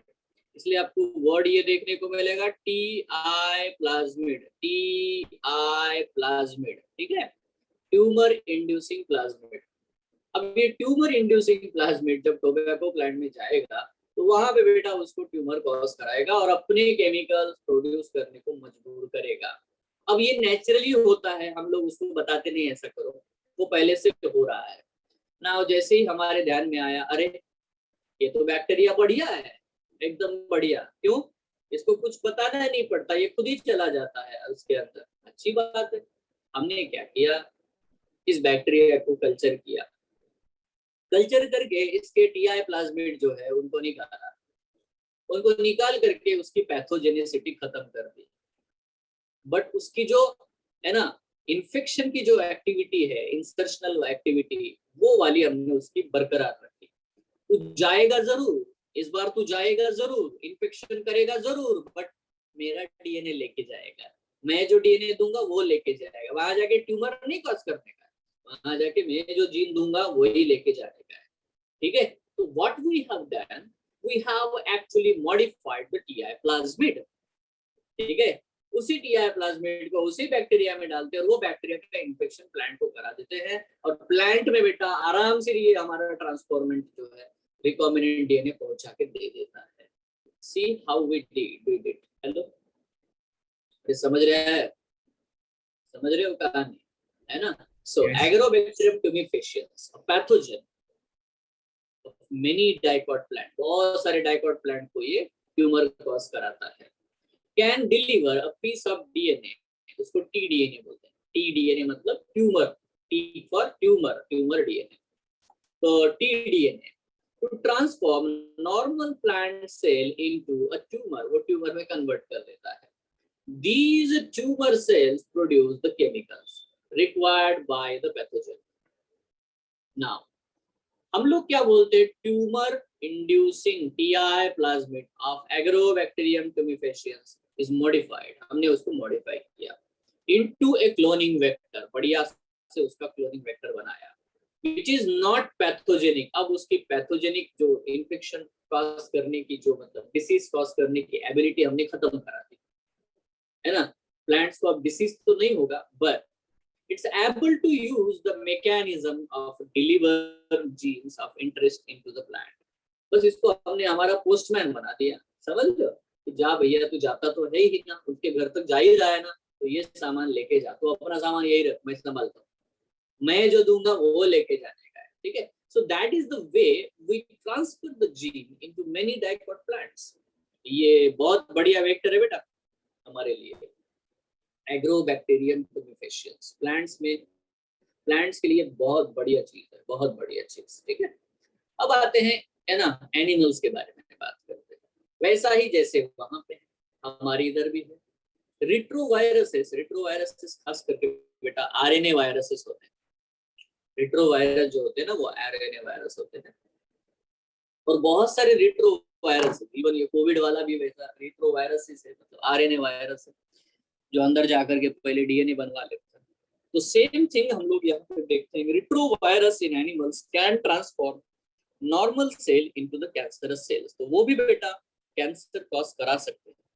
ठीक है, जैसे इवन आपको पता है कैपोसिस सार्कोमा, ये कैंसर है। अब ये किसको होता है, जिनको एचआईवी का इन्फेक्शन होता है। अच्छा अच्छा, जिनको एचआईवी का इन्फेक्शन होता है उसे कैंसर भी होता है? हाँ बिल्कुल होता है। कौन कॉज कराता है? एचआईवी वाला वायरस ही, एचआईवी वायरस जो है वही वही कॉज कराता है। अच्छा सर ऐसा है, तो वो रिट्रोवायरस है, वो भी रिट्रोवायरस है। तो ये जो रिट्रोवायरसेस है, इनमें एबिलिटी है बेटा कि वो कैंसर कॉज करा सकते हैं एनिमल्स में, ह्यूमंस में। तो हमने फिर वही किया, मेरे उसमें पहले तो इंसर्ट होने की एबिलिटी है और फिर कैंसर कॉज करने की एबिलिटी है। हमने क्या किया, इंसर्ट होने की एबिलिटी, है ना, अंदर जाने की एबिलिटी, सेल के अंदर पहुंचने की एबिलिटी उसकी बरकरार रखी, हमने चेंज नहीं होने दिया। बट हमने उसकी कैंसर कॉजिंग एबिलिटी को खत्म कर दिया, डिसआर्म पैथोजन। ठीक है, उसके तलवार वलवार बाजू में रख दी, बस जाएगा तू, बस वहां पे जाके कुछ, है ना, हो हल्ला नहीं करेगा, हमारा काम करेगा, चलो ठीक है। Retroviruses in animals can transform normal cell into cancerous cell, and so they are used to deliver desirable gene into animal cell। तो हम वायरसेस की मदद से बच्चों ना उनके जीन को मॉडिफाई कर देते हैं, डीएनए को उनके मॉडिफाई कर देते हैं। एक्चुअली आरएनए होता है, आरएनए को हम लोग मॉडिफाई कर देते हैं और हम अपने कॉम्प्लीमेंट्री आरएनए उसके साथ अटैच करके भेज देते हैं, बोले जा लेके पहुंच जा वहां पे। ठीक है, और बना जितनी कॉपीज बना सकता है डीएनए की। ठीक है, तो वो इस तरह से काम करेगा। बट अब देखो दोनों केसेस में हम लोगों ने पैथोजेंस को यूज किया है, उनको डिसआर्म किया, बट उनका बेटा इन्फेक्शन जो है ना एबिलिटी उसको बरकरार रखा ताकि वो अंदर चले जाए, इंसर्ट हो जाए। ठीक है, तो यही है, ये प्लाज्मिड वेक्टर से जिनको हम लोग यूज कर सकते हैं। ठीक है, ये प्लाज्मिड वेक्टर है जिनको हम लोग यूज करते हैं, जिसके थ्रू बेटा वो हम लोग ट्रांसफर करते हैं चीजों को। ठीक है. So the way we do it is very what we can say the impressive. ठीक है. तो अभी तो हमारे पास बहुत सारे वेक्टर्स है, इसके अलावा और भी कुछ मेथड के बारे में हम लोग पढ़ेंगे थोड़ी देर बाद में. नाउ यहाँ पे आते हैं बच्चों, तीसरा टूल क्या है, थर्ड टूल क्या है. थर्ड टूल है बेटा कॉम्पिटेंट होस्ट. अभी तक हमने दो ही टूल के बारे में बात की है, एक है रेस्ट्रिक्शन एंजाइम्स और दूसरा बेटा वेक्टर्स, क्लोनिंग वेक्टर्स. ठीक है. Now we are talking about the third method. तीसरा मेथड बेटा मतलब तीसरा टूल है सॉरी, होस्ट. जैसे अभी मैंने थोड़ी देर पहले आपको बताया था कि साल्मोनेला बैक्टीरिया बेटा अच्छा होस्ट नहीं है, सही है, बट ई कोलाई है, E coli is a good host. ठीक है, क्योंकि वो हमारे जो डिजायर्ड जीन है उनको आने भी देता है, उसकी कॉपीज बना देता है, जितनी बनानी चाहो कॉपीज बना सकते हैं. ठीक है. नाउ मेन चीज क्या है, थोड़ा ध्यान से बेटा चीजों को यहाँ पे नोटिस करना. DNA is a hydrophilic molecule. DNA is a hydrophilic molecule, मतलब लिपिड जो है लाइपोफोबिक है. मतलब ये प्लाज्मा मेम्ब्रेन को इजीली क्रॉस नहीं कर सकता. अभी किसी भी बैक्टीरिया के भी अंदर जाना हो, होस्ट के अंदर जाना हो डीएनए को, तो उससे प्लाज्मा मेम्ब्रेन को क्रॉस करके अंदर जाना पड़ेगा, isn't it? But DNA is a hydrophilic molecule, so it cannot pass through cell membrane. To avoid this problem, bacterial cells are treated with a specific concentration of divalent cation. तो आपको मैंने even बेटा revision class में बताया था transformation की process. हम लोग कैल्शियम कंपोनेंट्स को यूज करते हैं. कैल्शियम डेफिनेटली बेटा जो भी परमिएबिलिटी है प्लाज्मा मेम्ब्रेन की उसको मैनीफोल्ड इंक्रीज कर देता है. ठीक है. जो डाइकैटायन है, तो डाइकैटायन जो है हम लोग यूज करते हैं, है ना, डाइवैलेंट कैटायन मतलब डाइकैटायन, इनको हम लोग यूज करते हैं for example calcium, so that बेटा हमारा जो वेक्टर है वो आराम से एंटर हो जाए. उसके बाद so DNA enters the bacterium through the pores in the cell wall. अब यहाँ पे थोड़ा सा ध्यान से याद रखना, पहले तो वो सेल वॉल क्रॉस करना चाहिए, फिर प्लाज्मा मेम्ब्रेन की बात आती है. तो क्या होगा, चलो let's understand. Such cells are incubated with the recombinant DNA on ice. अगर आप यहाँ पे देख रहे होगे तो कुछ वायल्स जो है आइस के अंदर रखे हुए हैं, नीचे भी आइस ही है. ठीक है, आइस के ऊपर बेटा ये रखे हुए हैं, आप देख सकते हो. सच सेल्स आर इंक्यूबेटेड, इंक्यूबेशन चल रहा है इन छोटे छोटे वायल्स में बच्चों. इसके अंदर हमने होस्ट भी रखा हुआ है और रिकॉम्बिनेंट डीएनए जो हमने बनाया है वो भी डाल के रखे हुए. ठीक है. Now then they are replaced briefly at 42 degrees Celsius. ठीक है, and put them back on ice. फिर से इसको उठाओ, इनको उठा करके बेटा 42 डिग्री सेल्सियस पे मतलब वार्म टेम्परेचर पे लेके जाओ और तुरंत बेटा वापस लेके आओ.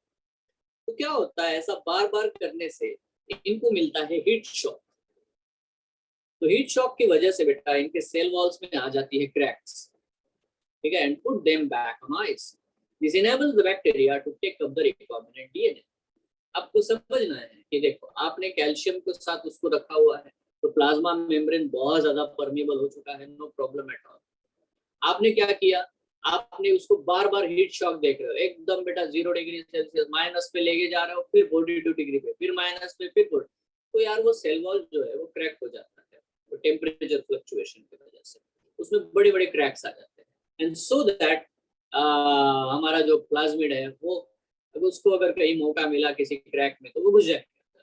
ठीक है, दैट इज द पॉसिबिलिटी. तो देखो वायल में मिलियंस ऑफ बैक्टीरिया है और उसी वायल पे बेटा हमारे मिलियंस ऑफ वेक्टर्स हम लोगों ने बना करके रखे हुए रिकॉम्बिनेंट. कोई एक एक नहीं रहेगा, एक टू है, एक तो ऐसा नहीं है. तो हम लोग प्रोबेबिलिटी सोच सकते हैं, we think about the probability. ठीक है, ऑफ गेटिंग ट्रांसफॉर्म. ठीक है, सेल जो है रिकॉम्बिनेंट में ट्रांसफॉर्म होने की प्रोबेबिलिटी ज्यादा है. तो इतने सारे अगर बेटा हमने रिकॉम्बिनेंट रखे हुए हैं तो पॉसिबिलिटी है कि कोई ना कोई तो बेटा ट्रांसफॉर्मेंट और रिकॉम्बिनेंट सेल हमें मिलेगा. ठीक है ना, और फिर सिलेक्टेबल मार्कर से हम उन ट्रांसफॉर्मेंट को और रिकॉम्बिनेंट्स को सिलेक्ट भी कर लेंगे. ठीक है. नेक्स्ट, तो कॉम्पिटेंट होस्ट जो होते हैं, है ना, वो हम लोग सिलेक्ट करते हैं। बट किसी भी होस्ट में अगर आप डीएनए भेजना चाहते हो विदाउट प्लाज्मिड, क्या ये पॉसिबल है? Without plasmid, don't use the plasmid, we don't have to use the plasmid. Hello, हमें प्लाज्मिड यूज नहीं करना। तो क्या ऐसी कोई मेथड है कि हम डायरेक्टली, डायरेक्ट मेथड से क्या डीएनए को इंट्रोड्यूस करने को? तो आंसर है यस। ठीक है, नाउ यहाँ पे थोड़ा ध्यान से देखो, तो 3 मेथड के बारे में बात की गई। नंबर 1 माइक्रो इंजेक्शन बोलते हैं इसको। आप देख सकते हो कि recombinant DNA is directly injected into nucleus of an animal cell. आप एक चीज ध्यान रखना कि वो आपको मैच द कॉलम पूछते हैं, तो बेटा माइक्रो इंजेक्शन प्लांट्स के लिए नहीं यूज करते हैं। Micro injections we use for the animal cell. याद रखना, याद रखने वाला ही मुद्दा है। मैं आप सबसे क्वेश्चन पूछना चाहूंगा। चलो आप एक बहुत बड़े साइंटिस्ट हो, मैंने कहा कि चलो आपको माइक्रो इंजेक्शन यूज करना है इन द ह्यूमंस, तो आप कौन से सेल को सिलेक्ट करोगे? विच सेल यू विल सिलेक्ट, जिससे आप आराम से माइक्रो इंजेक्शन की छोटी सी निडल, जो कि एकदम नैनो टेक्नोलॉजी से बनी हुई है, बिल्कुल माइक्रो मतलब माइक्रो नहीं, नैनो लेवल के बेटा, उसमें आपने डीएनए डाल करके उसको आप इंजेक्ट कर रहे हो विद इन द सेल, तो आप कौन से सेल को सिलेक्ट करोगे? उस सेल में क्या ऐसी खासियत होनी चाहिए? आरबीसी, आरबीसी तो 100% नहीं, because RBC do not have nucleus. हमें तो न्यूक्लियस में इंट्रोड्यूस करना है, आरबीसी तो यूज ही नहीं कर सकते, मतलब तो न्यूक्लियस ही नहीं है। Any logic? तो यहाँ पे आपको सिंपल आंसर में देता हूँ।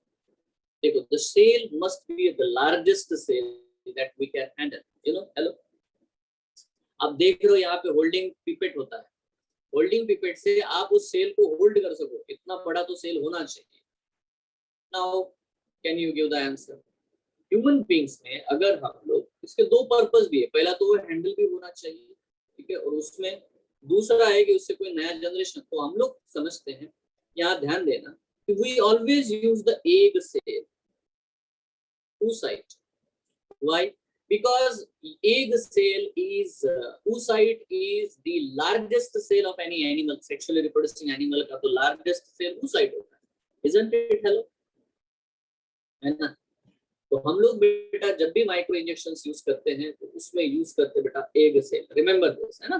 एग सेल को यूज किया जाता है। कौन सा सेल यूज करते हैं? Egg cell. अच्छा, सर इसका दूसरा क्या बेनिफिट है? दूसरा बेनिफिट ये है कि अगर आपने एग सेल में ही नया कुछ रिकॉम्बिनेंट डीएनए इंट्रोड्यूस कर दिया तो इसी एग सेल से जाइगोट बनेगा और इसी जाइगोट से बेटा नया एनिमल बनेगा। मतलब आपने जो कैरेक्टर इंट्रोड्यूस किया है वो एक नेक्स्ट जनरेशन में आ जाएगा, इजंट इट? हेलो, है ना? तो कौन सा सेल यूज करते बच्चों? एग सेल, ठीक है। इसके 2 बेनिफिट है, एक तो होल्ड करने में क्योंकि बड़ा है, और दूसरा है ना क्योंकि ये बेटा एक नए जनरेशन का पहला सेल है, एग सेल से ही जाइगोट बनेगा एंड आगे उससे ही बेटा उससे ही नया लाइफ आएगा, इजंट इट? दूसरी मेथड, ये तो हो गई 1 मेथड। दूसरी मेथड क्या है? बायोलिस्टिक्स। बायोलिस्टिक्स अजीब ही मेथड है, इसमें सेल की जरूरत नहीं है, इसमें डायरेक्ट टिश्यू में इंट्रोड्यूस करेंगे। बहुत बड़ा टिश्यू ले लो, cells are bombarded with the high velocity micro particles। हम बहुत छोटे छोटे पार्टिकल्स बनाते हैं, माइक्रो पार्टिकल्स, गोल्ड के या तो टंगस्टन के, ठीक है। और ये जो गोल्ड और टंगस्टन के जो पार्टिकल्स हम लोग बनाते हैं, इनको इनके ऊपर कोट कर देते बेटा, हमारा जो डिजायर्ड डीएनए है उनको वहां पे उसके ऊपर चिपका देते हैं, ठीक है। नाउ ये आपके सामने है ना एक बायोलिस्टिक गन है या जीन गन है, ये उसकी दूसरी डायग्राम आप देख पा रहे होंगे, है ना, किस तरह से पेट्री डिश के अगेंस्ट बेटा उस लीफ को होल्ड करके रखा है, बड़ा सा लीफ है, और उस लीफ में हम लोग ये जो गोल्ड पार्टिकल्स या tungsten particle with the DNA उसको बम्बार्ड कर देते हैं। अब यहाँ पे कुछ टिश्यू डैमेज हो जाएंगे, जैसे वो अंदर जाएगा तो कुछ टिश्यूज डैमेज हो जाएंगे, जहां जहां पे बेटा डैमेज होगा वहां कुछ सेल्स के अंदर बेटा ये इंट्रोड्यूस हो जाएगा, ठीक है। इस तरह से हम लोग एंटायर टिश्यू में, किसी भी खास करके प्लांट्स के लिए हम लोग इसको यूज करते हैं, क्योंकि उनके ऊपर सेल वॉल मौजूद होता है, ठीक है, सेल वॉल मौजूद होता है। तो सेल वॉल होने की वजह से क्या है, वो थोड़ा सा झेल सकते हैं, बम्बार्डमेंट को भी सहन कर सकते हैं क्योंकि रिजिड होते हैं, ज्यादा डैमेज नहीं होते हैं। तो प्लांट्स के लिए बेटा हम लोग बायोलिस्टिक मेथड यूज करते हैं, एनिमल्स के लिए हम लोग माइक्रो इंजेक्शन यूज करते हैं, ठीक है। डिसार्म पैथोजन वेक्टर जो अभी हम लोगों ने डिस्कस किया था, ठीक है। तो जैसे मैंने एग्रोबैक्टीरियम ट्यूमिफिकेशंस के बारे में बताया था, या तो राइट्रोवायरसेस के बारे में बताया, जैसे हमने सबसे पहला जो ट्रांसफर किया था बेटा एनिमल्स में ह्यूमन जीन्स के डिसीज को ट्रीट करने के, तो उसको ये यूज किया था बच्चों, एडिनो वायरस। क्या यूज किया था? एडिनो वायरस, याद रखो ये, है ना। सबसे पहले हम लोगों ने एडिनो वायरस यूज किया था। अभी ये इन्फेक्शियस होते हैं बच्चों, बट इनको हम डिसआर्म कर देते हैं। When it infect the cell, transfer recombinant DNA into the host. जैसे ही वो इन्फेक्ट करेगा, डिसीज तो काज नहीं कर पाएगा, बट हमारे जीन को लेके पहुंच जाएगा, ठीक है। So that is way actually दो ही मेथड नॉन प्लाज्मिड वाले हैं, ये प्लाज्मिड है, तो ये भी नॉन प्लाज्मिड ही है, प्लाज्मिड थोड़ी है ना। अगर वायरस को आप भेज रहे हो, एडिनो वायरस को आप भेज रहे हो, तो प्लाज्मिड थोड़ी है वो, that is not A plasmid, ठीक है, दैट इज अ वायरस, है ना। So remember this. सो इस तरह से बच्चों हम लोग ट्रांसफर कर सकते हैं जीन के, छोटे छोटे जीन को बेटा एक किसी भी एनिमल में या प्लांट में एक प्रॉपर सुटेबल होस्ट के अंदर, ठीक है। तो ये रहा बेटा टूल्स के बारे में। अभी तक हमने डिस्कस किया कि टूल्स कौन से यूज होने चाहिए, रेस्ट्रिक्शन एंजाइम्स, क्लोनिंग वेक्टर्स, उसके कंसेप्ट एंड है ना कॉम्पिटेंट होस्ट वगैरह के बारे में हम बात करते हैं, ठीक है। नाउ आते बच्चों प्रोसेस के बारे में। अभी प्रोसेस क्या है, कैसे करोगे? रिकॉम्बिनेंट डीएनए टेक्नोलॉजी की प्रोसेस बड़ी सिंपल। सबसे पहले isolation of the genetic material. आपको जिस भी जीन को ट्रांसफर करना है उसको पहले आइसोलेट तो करना पड़ेगा। आइसोलेट करने के बाद पूरा डीएनए आइसोलेट कर लिया, जैसे ह्यूमन का इंसुलिन है। अब आप यार डायरेक्टली थोड़ी बोलोगे भैया मेरे को इंसुलिन जीन दे दो, मैं ट्रांसफर करना चाहता हूँ, ऐसा थोड़ी होता है।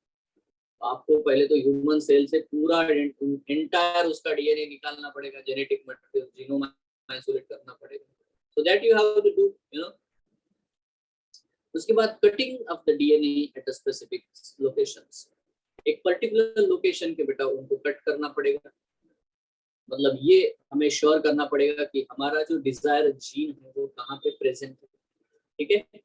जैसे हमें पता चल जाता है कि वो फ्रैगमेंट है, एक फ्रैगमेंट हमें पता चला जिसके ऊपर हमारा डिजायर्ड जीन मौजूद है, तो उसका फिर एम्प्लीफिकेशन करना शुरू कर दो, मिलियंस ऑफ कॉपीज बनाओ by using the PCR, polymerase chain reaction. अब मैंने पढ़ा है ये आपको यार, पॉलीमरेज चेन रिएक्शन, है ना। इस तरह से ये अपनी बहुत ज्यादा कॉपीज बना करके देता है इन विट्रो, है ना। Next, insertion of recombinant DNA into the host cell. Insertion of recombinant DNA. अब ये मेन मेथड है। जैसे आपके पास इतनी ज्यादा कॉपीज आ गई, अब आप होस्ट के साथ बेटा उनको इंक्यूबेट करना शुरू कर दो। कोई भी मेथड यूज करो, या तो है ना बायोलिस्टिक मेथड यूज करो, माइक्रो इंजेक्शन यूज करो, whatever you want to use, you can use any method. Hello, isn't it? Cloning vectors use कर सकते हो, that you can do. Then इसके बाद में जैसे ही देखो होस्ट सेल में ये चला जाएगा, तो मेन तो मेथड होती है कि हमें क्यों ये सब क्यों कर रहे हैं हम लोग, लार्ज स्केल प्रोडक्शन चाहिए। तो हमें सबसे पहले तो ये श्योर करना है कि वो हमारा जीन होस्ट के अंदर जाकर के मल्टीप्लाई हो रहा है ना, चीजों को प्रोड्यूस कर रहा है। So obtaining the foreign gene product obtain करो, यही तो मेन है ना। और सबसे आखिरी में जैसे वो प्रोडक्ट आपको मिलता है तो उसका डाउनस्ट्रीम प्रोसेसिंग बहुत जरूरी है। Downstream processing, isolation, separation, distillation, purification, packaging, preservative add करना, मार्केट में लेके जाना, लोगों तक पहुंचाना, ये सारा डाउनस्ट्रीम प्रोसेसिंग है। अगर आप ये नहीं कर पाओगे तो ये सारे ऊपर का फेल्यूर है, सब फेल्यूर है, बिकॉज यू आर डूइंग, है ना, बिजनेस, यू नो। हेलो, हमने वैक्सीन बनाया, तो वैक्सीन क्या है? वैक्सीन तो वही है ना, आपने सिर्फ डीएनए ये जोड़ दिया वो जोड़ दिया, उससे होता है क्या? लोगों तक पहुंचाना भी तो पड़ेगा, है ना। यू हैव टू, है ना, यूज इट प्रॉपर्ली, अदरवाइज है ना बेकार है पूरा एक्सपेरिमेंट आपका। सो that is what the point 1 2 3 4 5 6, है ना। हमें मेथड्स एक के वन बाय वन चीजों को देखना है। तो number 1 isolation. Of genetic material. ना यहाँ पे देखो बहुत ही सिंपल सी चीज आपको दिखाई दे रही है, ये जो है ना एकदम व्हाइट कलर की चीज आपको दिखाई दे रही है यहाँ पे, ठीक है, ये है एक्चुअली डीएनए। अब ये इतना सारा डीएनए आइसोलेट करना तो बहुत मुश्किल है, ये जो दिखाया है वेरी डिफिकल्ट है ना, बट अंडरस्टैंड दिस, हम लोग करना क्या है, देखो यार सेल के ऊपर सेल वॉल होता है, तो सेल को ट्राई मतलब आपको अलाउ थोड़ी करेगा उसका डीएनए निकाल दो, ठीक है, तो हमें क्या करना पड़ता है, पहले उसके सेल वॉल को डिसॉल्व करना पड़ता है। तो ट्रीट बैक्टीरियल सेल और प्लांट सेल और animal tissues with the enzymes. Animal को वैसे जरूरत नहीं है, ठीक है, एंजाइम्स लाइक लाइसोजाइम, लाइसोजाइम से आप बैक्टीरियल सेल को डाइजेस्ट कर सकते हो, सेलुलोज से प्लांट सेल को डाइजेस्ट कर सकते हो, काइटिनेज से बेटा फंगस से डाइजेस्ट कर सकते हो, ठीक है। एनिमल सेल को ये सब, क्योंकि सेल वॉल नहीं तो ऐसे एंजाइम यूज करने की जरूरत नहीं है, तो ये सेल वॉल पहले डाइजेस्ट करना पड़ेगा, उसके बाद में सभी सेल्स को ब्रोक करना पड़ेगा, तोड़ना पड़ेगा, होमोजेनाइज मिक्सचर बनाना पड़ेगा, cell is broken to release the DNA and other macromolecules, RNA, protein, polysaccharide and lipids, जो भी बेटा कंपोनेंट सेल के अंदर होते हैं उनको बेटा आप इस तरह से सेल को क्रश कर दो ताकि वो सारे मॉलिक्यूल्स वहां से जो भी साइटोप्लाज्म में है वो निकलना शुरू हो जाए। ऑब्वियसली इसमें हम लोग सिलेक्टिव मार्क एंजाइम्स यूज करते हैं, नॉट मार्कर्स, ठीक है, प्रॉपर एंजाइम्स का कॉम्बिनेशन यूज करते हैं। नाउ इसके बाद की प्रोसेस बहुत ही आसान है, वो क्या करना है, देखो क्योंकि आपके टेस्ट ट्यूब में बैक्टीरिया का प्रोटीन भी है, आरएनए भी है, सब कुछ है, आपको क्या करना पड़ेगा, उस टेस्ट ट्यूब में आपको प्रोटीनेजेस डालने पड़ेंगे जिससे प्रोटीन सारे डाइजेस्ट हो जाए, आरएनएस डाल दो, आरएनए सारे डाइजेस्ट हो जाए, लाइपेजेस डाल दो, तो आप डीएनए के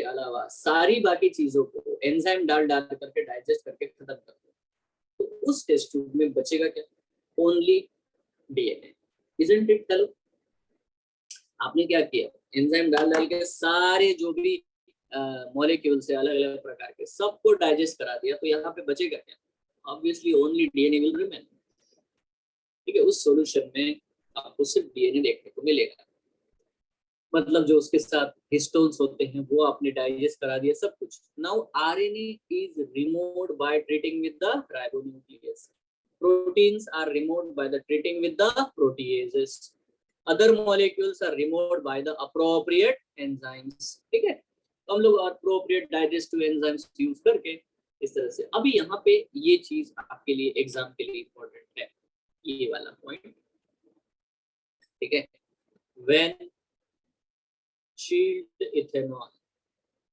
is added, purified DNA precipitates as a fine threads in the suspension। तो यहाँ पे आप देख सकते हो, ये देखो प्रेसिपिटेट बन रहा है, मतलब नीचे की तरफ जो है बेटा यहाँ पे एक्चुअली डीएनए जमा हो रहा है, ठीक है, डीएनए जो है प्रेसिपिटेट होना चाहेगा जब आप चिल्ड इथेनॉल यूज करते हो। टेस्ट ट्यूब में जैसे चिल्ड बहुत ही कोल्ड बेटा अगर आप इथेनॉल ऐड करते हो तो ऑब्वियसली ये क्या करता है, ये एकदम से प्रेसिपिटेट हो जाता है एंटायर डीएनए, ऐसा व्हाइट कलर का पोर्शन। फिर आपके पास एक लूप होता है ना, ये लूप है, इस लूप से उसके अंदर बेटा वो लूप बेटा टेस्ट ट्यूब में डालो और उसको बोलते हैं स्पूलिंग, ठीक है, यहाँ पे ये चलो show that.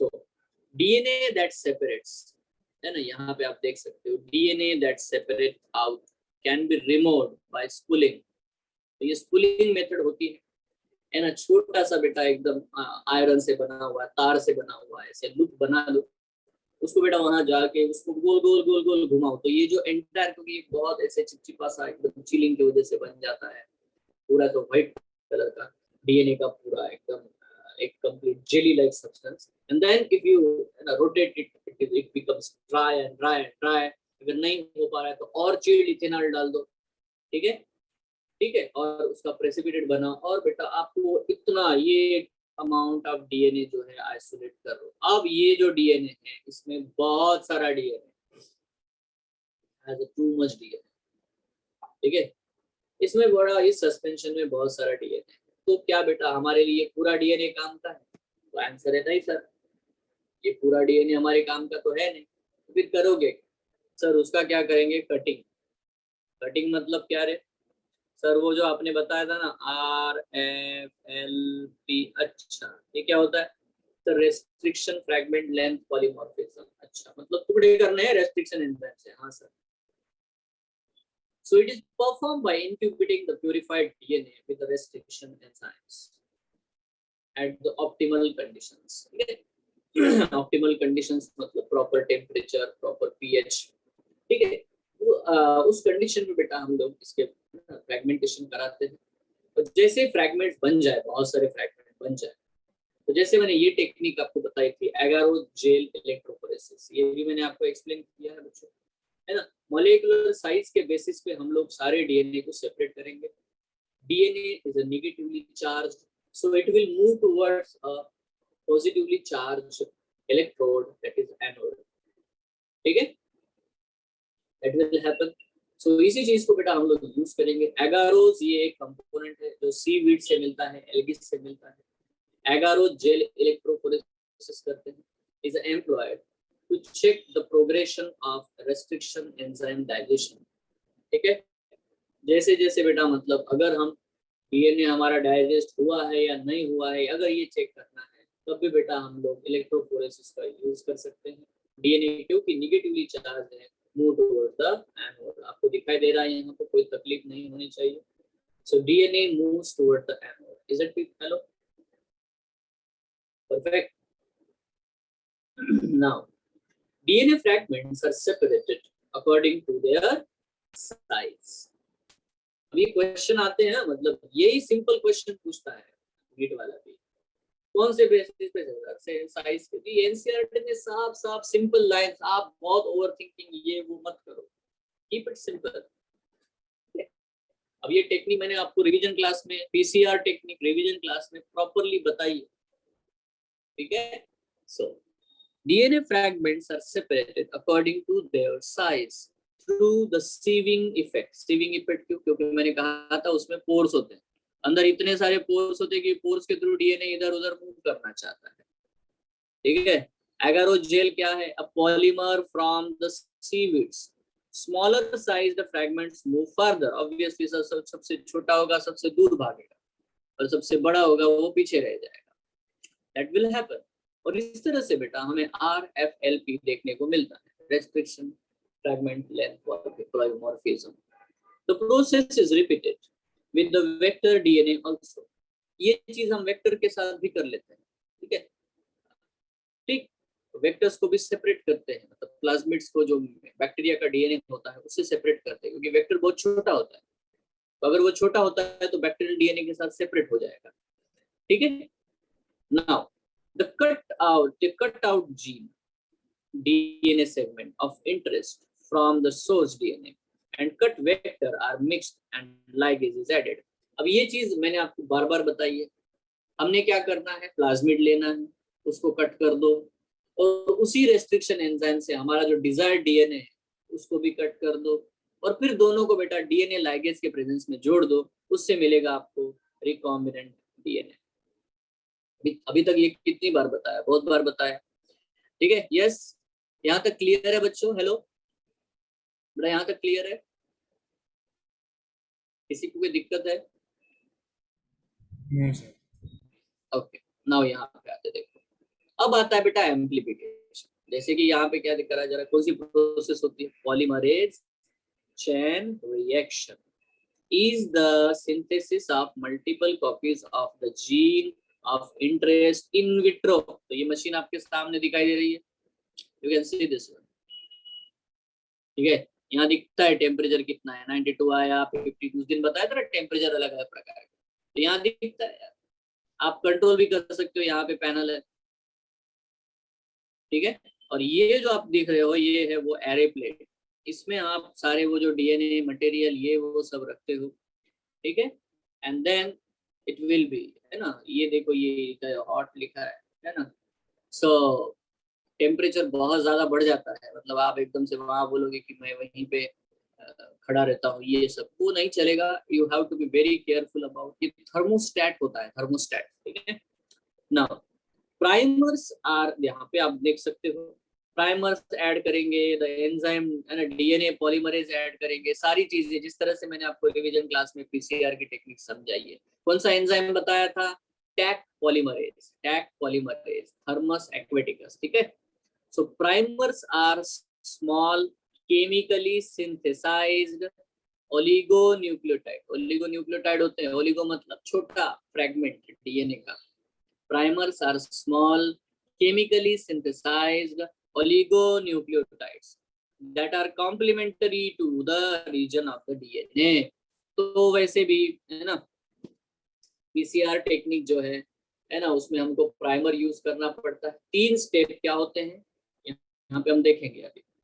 The enzyme extend the primers using the nucleotides and genomic DNA templates through continuous DNA replication। The DNA segment is amplified। यहाँ पे आप देख सकते हो up to 1 billion copies, हम लोग 1 billion copies तक भी बेटा प्रोड्यूस कर सकते हैं, ठीक है, by the PCR technique।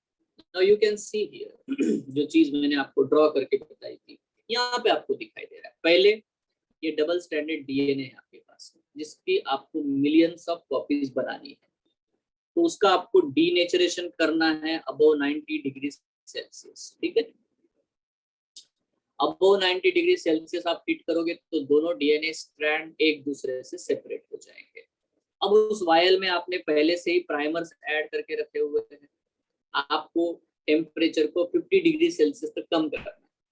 Automatically जैसे ही बेटा टेम्परेचर 50 डिग्री सेल्सियस तक आ जाएगा, उस वक्त प्राइमर्स 3 प्राइम डैश के ऊपर बेटा ऐड होना शुरू हो जाएंगे, like this, you can understand. ये टेम्पलेट है, ठीक है, और इनके टेम्पलेट के 3 डैश साइड की तरफ प्राइमर अटैच हो जाएंगे। Once this is added, again temperature should be extended to the 72 degree Celsius. As we increase the temperature, the extension, the Taq polymerase enzyme will work। Thermus aquaticus नाम का जो enzyme जो DNA polymerase है जिससे निकाला है, वो काम करना शुरू करेगा और आपका जो भी प्राइमर है उसको एक्सटेंड करके नया डीएनए बना देगा। इस तरह से आपको बेटा एक डीएनए से 2 डीएनए की कॉपीज नेचुरली नहीं तो आर्टिफिशियली इन विट्रो आपको मिल जाती है। अब ये सेम स्टेप्स आपको बार बार रिपीट करनी होती है। फिर से बेटा 90 डिग्री सेल्सियस टेम्परेचर, फिर से 50 डिग्री सेल्सियस, फिर 72, फिर 90, फिर 72, फिर 90, फिर 72। इस तरह से बेटा करते रहो। ऐसे करने से 1 से 2, 2 से 4, 4 से 8, 8 से 16, 16 से 32, ठीक है। इस तरह से बेटा एक्सपेंशन होता है और 1 बिलियन कॉपीज बनती है ना। 30 साइकिल अगर भी आप कर लेते हो तो बेटा आप सोचो, काउंट करो कितना हो जाएगा, है ना। Law of that what is square, है ना। तो यहाँ पे बेटा आपको क्लियरली देखने को मिलता है कि एक चेन रिएक्शन हो रही है, एक के बाद वैसा ही टेम्परेचर फिर से चेंज हो रहा है, इसलिए इसको पॉलीमरेज एंजाइम के प्रेजेंस में। So for amplification a thermostable DNA polymerase, कौन सा है बेटा ये, आइसोलेटेड फ्रॉम बैक्टीरियम, इसको बोलते हैं टैक पॉलीमरेज। क्या बोलते हैं उसे? Taq polymerase, Thermus aquaticus is used, उसको यूज किया जाता है। It remains active in a high temperature during the denaturation of the double-stranded DNA। The amplified fragment can be used to ligate with the vector for further cloning। अब जो भी हमें ये जो एम्प्लीफाइड डीएनए मिला है वो बहुत ज्यादा क्वांटिटी में मिला है, हम लोग वेक्टर्स भी बहुत ज्यादा क्वांटिटी में बना लेंगे, ठीक है। और फिर बेटा वेक्टर के साथ में ये वेक्टर को कट कर लेंगे, हमारे जो फ्रैगमेंट्स होते हैं डीएनए उनको भी कट कर लेंगे। अब इसकी भी बहुत सारी कॉपीज है, इसकी भी बहुत सारी कॉपीज है, ठीक है। रिजल्ट क्या होगा? या तो बेटा वेक्टर फिर से जुड़ जाएगा, ये हमारे डीएनए को लेगा नहीं, या तो ये हो जाएगा कि वेक्टर जो है के साथ में हमारा जो डिजायरेबल जीन है वो भी अटैच हो जाएगा। दोनों चीजें हो सकती, ये भी होगा ये भी होगा। बट हमारे पास इतनी कॉपीज बनाई है, ये भी बनेंगे अच्छे खासे अमाउंट में, नॉन रिकॉम्बिनेंट वापस प्लाज्मिड जुड़ जाएगा, ये भी होता है। हाँ, ये भी होता है, मतलब ये फेल्यूर है हमारा, है ना, नो लक, बट ये भी होता है। इसका प्रोपोर्शन ज्यादा होता है, इसका प्रोपोर्शन कम, ठीक है। तो इस तरह से बच्चों लोगों को रिकॉम्बिनेंट डीएनए मिल जाते हैं क्योंकि हमने इंक्यूबेट कराया हमारा डिजायर्ड जीन जिसकी बहुत सारी कॉपीज बनाई, वेक्टर जिसकी बहुत सारी कॉपीज बना, उनको फिर एक जगह रखा है। ठीक है, सो ये एम्प्लीफिकेशन बहुत जरूरी है। अगर एम्प्लीफिकेशन ना करेंगे, इतनी सारी कॉपीज अगर अवेलेबल ना रहेगी तो प्रोबेबिलिटी बेटा कम हो जाएगी of making a recombinant DNA, isn't it? हम जितना ज्यादा सैंपल लेंगे उतना ज्यादा बेटा प्रोबेबिलिटी बढ़ जाती है। इसीलिए amplification is very very important step, very important. Hello, है ना? Next, insertion of recombinant DNA into host cell. Obviously अब यार ये तो बढ़िया स्टेप है। ठीक है, ये स्टेप क्या है? आसान। Insertion of recombinant DNA into host cell. अब डेफिनेटली बेटा यूजिंग एनी मेथड, आपको जो मेथड अभी तक मैंने बताई, the ligated DNA is introduced into recipient cells. Ligated DNA को हम recipient cell में introduce कर सकते हैं by using any method, कोई method जो भी recombinant DNA बन गया। They take up DNA from its surrounding, वो सराउंडिंग से ले लेगा, इसी को ट्रांसफॉर्मेशन कहते हैं। अब आप एक बड़ी मजेदार चीज देखो, एम्प्लीफिकेशन दो प्रकार से हम लोग करते हैं। यहाँ पे नेचुरल एम्प्लीफिकेशन होता है, जैसे होस्ट में जाएगा ना तो नेचुरल एम्प्लीफिकेशन होगा। क्या मतलब है इसका? थोड़ा ध्यान से इस डायग्राम को देखो। ये है बेटा ट्रांसफॉर्मेंट बैक्टीरिया। अगर इसको देखो तो एक्चुअली ये एक ही बैक्टीरिया है और उसके अंदर एक रिकॉम्बिनेंट डीएनए चला गया है, दिख रहा है ना आपको? बट सी, एक और चीज नोटिस करो, अब नीचे देखोगे एम्प्लीफिकेशन लिखा हुआ है, कैसे होता है? Let's understand. अब देखो जब बैक्टीरिया डिवाइड होगा, बैक्टीरिया ने अपनी 4 कॉपीज बनाई, मतलब 4 तो प्लाज्मिड बनेंगे, बराबर है ना? तो ये है एक तरह का नेचुरल एम्प्लीफिकेशन, क्योंकि जितनी बैक्टीरिया की पॉपुलेशन बढ़ेगी उतनी बार बेटा प्लाज्मिड का अमाउंट भी बढ़ेगा, क्योंकि एक बार, मतलब ये समझो प्लाज्मिड डिवाइड भी नहीं होता। प्लाज्मिड अगर खुद से डिवाइड नहीं भी होता है तब भी बेटा अगर मिलियंस ऑफ बैक्टीरिया बनते हैं इस एक बैक्टीरिया से, तो हमारा बेटा मिलियंस ऑफ प्लाज्मिड बनेंगे, मिलियंस ऑफ हमारा डिजायर्ड डीएनए आपको, है ना, कॉपीज देखने को मिलेगी। बट मजेदार बात यह है कि यहाँ पे डबल एम्प्लीफिकेशन होता है। डबल कैसे होगा? Let's understand. एक तो होस्ट बैक्टीरिया खुद डिवाइड हो रहा है बड़ी तेजी से, बट उसके अंदर हमारा प्लाज्मिड हाई कॉपी नंबर वाला है। ये प्लाज्मिड एक बैक्टीरिया के अंदर अपनी 100 कॉपीज बना लेता है। यहाँ तो 2 ही दिखा रहे हैं, 1 and 2, है ना? सो मतलब 50 to 100 कॉपीज बना लेता है, इतनी कॉपीज बनाता है। तो आप इमेजिन करो कि यार हमारे डिजायर्ड डीएनए बैक्टीरिया के अंदर कितने ज्यादा नंबर में प्रेजेंट है। Are you getting this? Hello, अरे समझ रहे हो क्या? ठीक है, तो यहाँ डबल एम्प्लीफिकेशन होता है। जैसे जैसे बैक्टीरिया अपनी पॉपुलेशन बढ़ा रहा है वैसे वैसे हमारा जीन का अमाउंट बढ़ रहा है। दूसरा, उससे एक बैक्टीरिया में, अभी मिलियंस ऑफ बैक्टीरिया में, हर एक बैक्टीरिया में बेटा प्लाज्मिड भी सेल्फ रेप्लिकेट करता है, क्योंकि उसका खुद का ओआरआई साइट है, उसके पास खुद का आरओपी सीक्वेंस है। ठीक है, तो इस तरह से बेटा एम्प्लीफिकेशन होता है और हमें लार्ज स्केल में प्रोडक्शन मिल सकता है। मान लो हमारा इंसुलिन का जीन है यार, ये वाला आपने एक ही डाला और एक ही दिन में बेटा आपको मिलियंस ऑफ कॉपीज मिलती है इंसुलिन के जीन की, और ये सारे बैक्टीरिया इंसुलिन बना बना करके देंगे आपको, अगर आप उसको प्रॉपर ऑप्टिमल कंडीशन दे दो तो। Is it clear? हेलो, है ना? तो डबल एम्प्लीफिकेशन समझ में आया क्या? अब ये एम्प्लीफिकेशन इन विट्रो नहीं हो रहा है, इन विवो हो रहा है। इन विट्रो तो हमने पीसीआर से कराया, before introduction, after transformation there is amplification, जो कि हमारे इकोनॉमी से जुड़ा हुआ है, लार्ज स्केल प्रोडक्शन से जुड़ा हुआ है। So if a recombinant DNA bearing ampicillin resistant gene is transferred into E. coli cell, the host cells become ampicillin। वही सिलेक्टेबल मार्कर की बात कर रहे हैं, तो पहचानोगे कैसे? तो सिलेक्टेबल मार्कर हम लोग, जो मैंने कहानी बताई थी वैसे बेटा हम लोग समझ जाएंगे। If the transformed cells are spread on agar plate containing ampicillin, only transformants will grow and the untransformed recipient cell will die। ठीक है, तो ट्रांसफॉर्म विल ग्रो और जो भी है वो बन जाएंगे। बाकी दूसरा हम रिकॉम्बिनेंट है कि नहीं है ये भी चेक करेंगे। By any method, tetracycline method और लैग्जिन मेथड, ठीक है, लैग्जिन, ठीक है। सो एनीवे, सो इस तरह से बच्चों ये है प्रोसेस।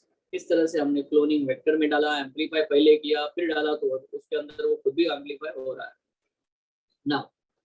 पांचवी स्टेप आती है obtaining the foreign gene product. अब ये एक्चुअली केमिकल इंजीनियरिंग का प्रोसेस है। अभी तक हमने जो बात कही है वो जेनेटिक इंजीनियरिंग थी, मेंटेनेंस, प्रोडक्ट का है ना ऑब्टेन करना, ये सब बेटा हमें प्रॉपरली है ना, अलग अलग पीएच ये वो सब डिजाइन करना पड़ता है, सब सोचना पड़ता है, कौन सा प्रिजर्वेटिव यूज करना है, क्या नहीं यूज करना है, सब सोचना पड़ेगा। तो ultimate aim of the recombinant DNA technology is to produce a desirable protein। हमें एक डिजायरेबल प्रोटीन प्रोड्यूस करना है। The foreign gene gets expressed under appropriate condition। अब आप एक चीज बहुत अच्छे से नोटिस करो बच्चों, ये नहीं कि बस आपने कहीं से जीन उठाया, निकाला, किसी बैक्टीरिया में डाल दिया, खुश हो गए, इससे नहीं होता। मेन चीज तो उसके बाद में क्या चीज है। देखो, आपको जीन से कोई मतलब थोड़ी है, आपको मतलब है वो जो जीन जो प्रोडक्ट प्रोड्यूस करता है, जो प्रोटीन प्रोड्यूस करता है ना, उससे आपको मतलब है। आपने सब कुछ कर लिया, रिकॉम्बिनेंट सिलेक्ट कर लिया, होस्ट एम्पलीफाई कर लिया, सब हो रहा है, बट उस होस्ट के अंदर अगर वो जीन एक्सप्रेस ही नहीं होगा, उसका अपना प्रोटीन बनाएगा ही नहीं, बैक्टीरियल जीनोम बोल रहा है कि उसको है ना रिकॉग्नाइज नहीं कर रहा है, उसको प्रोसेस नहीं होने देगा, तो बड़ी दिक्कत वाली बात है। इसीलिए सारे एक्सपेरिमेंट का सबसे इंपॉर्टेंट पहलू तो यही है कि हमारा जीन उस बैक्टीरिया में जा करके प्रॉपरली एक्सप्रेस होना चाहिए।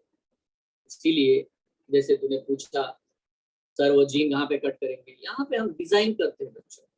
हम लोग उस जीन का प्रमोटर भी साथ में भेजने की कोशिश करते हैं, इनहांसर भी, ऑपरेटर भी, एक पूरा ट्रांसक्रिप्शन यूनिट एक साथ भेजने की कोशिश करते हैं। उसको इस तरह से एक्सटेंड करते हैं कि हमारा जीन वहां जाकर के कम से कम एक्सप्रेस तो हो। बात समझ में आ रही है? हेलो, ठीक है। Yes, ये नहीं कि जीन को डाल दिया जा भाई तो एक्सप्रेस, तो बैक्टीरियल प्रोमोटर्स क्यों उसको प्रमोट करेंगे? That is you have to understand this. And the other thing is what कि हमारे जो जीन होते हैं यूकैरियोटिक सेल के, वो अलग वे से कंट्रोल होते हैं, अलग वे से रेगुलेट होते हैं। तो expression of that gene into the prokaryotic cell is a very tedious thing. इसीलिए कोई भी उठ करके कुछ भी थोड़ी बना लेता है, इट्स टेक टाइम, है ना। If a protein encoding gene, देखो ये बहुत इंपॉर्टेंट स्टेटमेंट है यहाँ, if A protein encoding gene is expressed if, ये बहुत इंपॉर्टेंट है, if, ठीक है, protein encoding gene is expressed in A heterologous host, मतलब उस होस्ट में जाके वो जो उसके जैसा है नहीं, है ना, वहां जाके वो अगर वो एक्सप्रेस करता है तब उससे जो प्रोटीन मिलेगा उसे मैं कहता हूँ रिकॉम्बिनेंट प्रोटीन, ठीक है। बट ये जो इफ एंड बट वाला जो कार्यक्रम है ये बहुत इंपॉर्टेंट है, ठीक है। नाउ वैसे ऑप्टिमल कंडीशन भी हमें उस होस्ट सेल को देनी पड़ेगी ताकि वो उस तरह से बेटा उस प्रोटीन को एक्सप्रेस करने को दे। Cells with a foreign gene can be grown in a laboratory, हम लैब में उसको ग्रो कर सकते हैं। The cultures are used to extract desired protein, उन कल्चर से हमें जो प्रोटीन चाहिए वो भी हम एक्सट्रैक्ट कर सकते हैं, उनको हम प्यूरिफाई कर सकते हैं बाय यूजिंग सेपरेशन टेक्निक्स। तो बहुत सारे सेपरेशन टेक्निक्स है, उनसे हम जो हमारा डिजायर्ड प्रोटीन है उसको प्यूरिफाई कर सकते हैं, एकदम प्योर फॉर्मेट में ला सकते हैं। बट बेटा छोटे से लैब में अगर आप, छोटे से टेस्ट ट्यूब में अगर आप प्रोटीन बना रहे हो, उसका क्या बेनिफिट है? उसका कोई बेनिफिट है नहीं। हमें चाहिए large scale production, large scale. मैं इंजेक्शन बनाओ, इंसुलिन बनाओ, अपने कोई बस एक पेशेंट को लगा दूं तो उससे क्या फायदा है? उससे कुछ बेनिफिट है नहीं। I need large scale production है ना, लार्ज स्केल प्रिजर्वेशन, क्योंकि मैं सप्लाई कर सकूं पूरे दुनिया में, ऑल वर्ल्ड। तो यहाँ पे नोटिस करो, the cells can also be multiplied in a continuous culture system. अब ये जो वर्ड लिखा है ना, continuous culture system, ये बहुत इंपॉर्टेंट है। मतलब अब इसमें रोकना नहीं है कभी भी, इतनी प्रोडक्शन करते रहो, ये रुकना नहीं चाहिए production. Continuous culture system. Here, the used medium is drained out from one side, while the fresh medium is added from the other.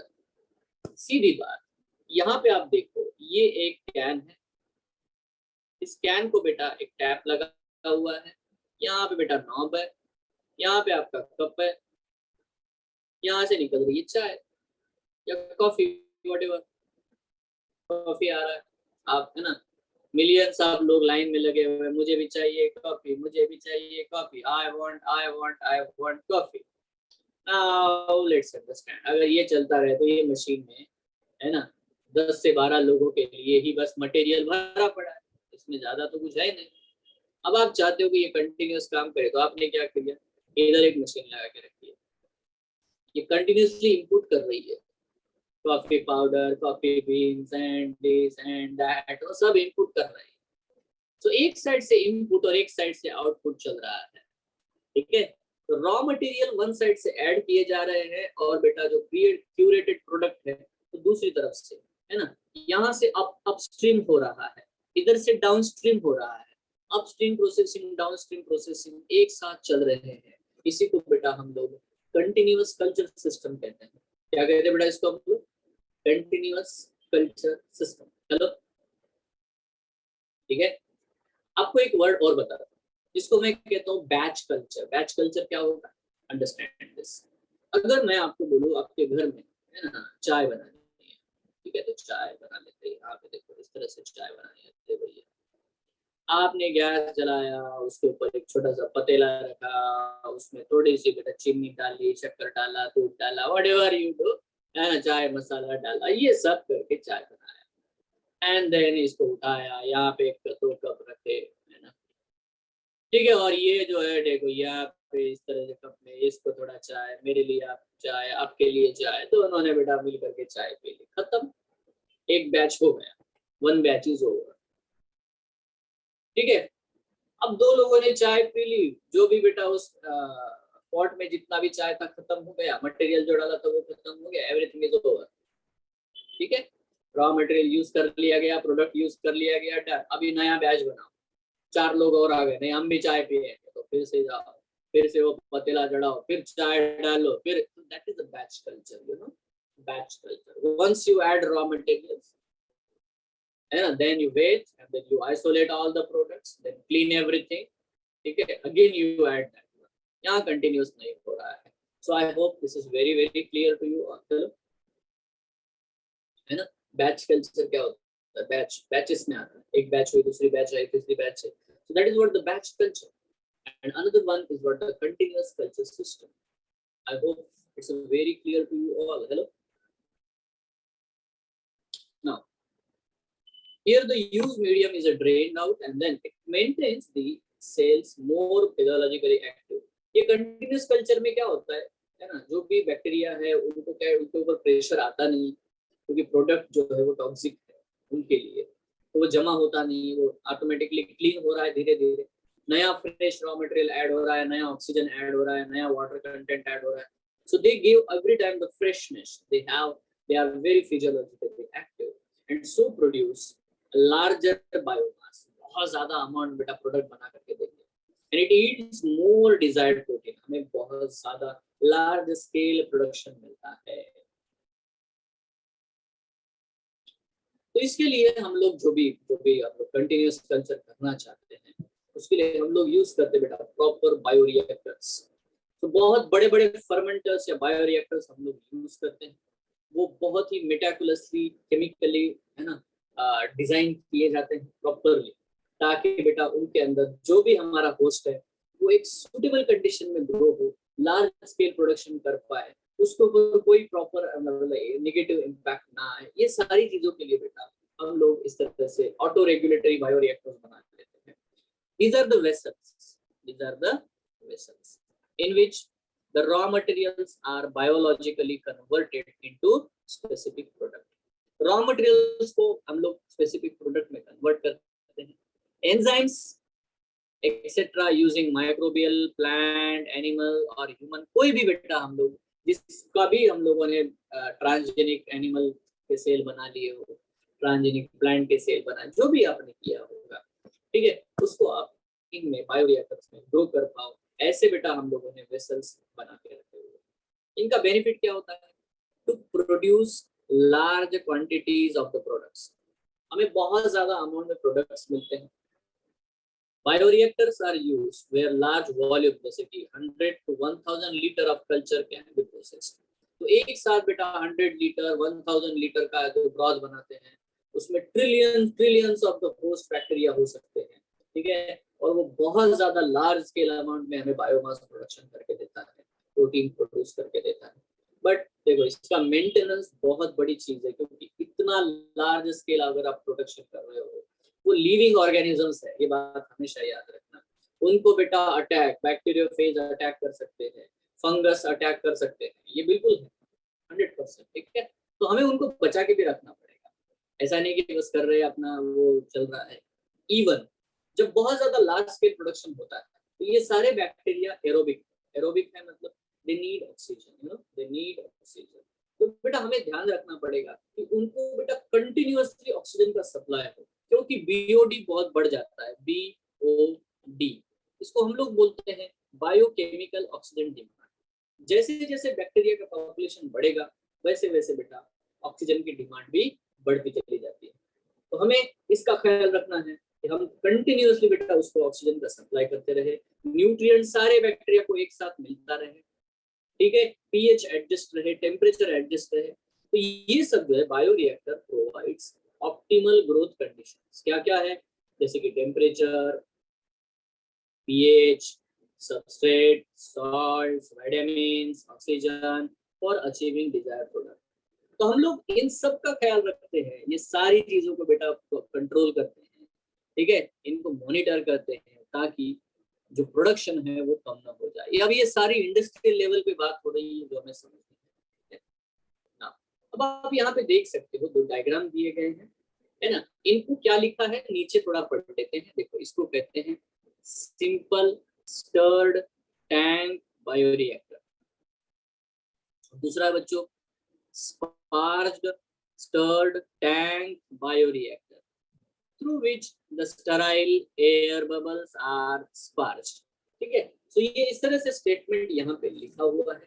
तो most commonly used bioreactors, most, ये बहुत इंपॉर्टेंट है बोर्ड के एग्जाम के लिए, बोर्ड में बहुत ज्यादा पूछते हैं सब है। Most commonly used bioreactors are of stirring type. Stirring type क्यों होना चाहिए आपको बिल्कुल समझ में आता है खुद को भी।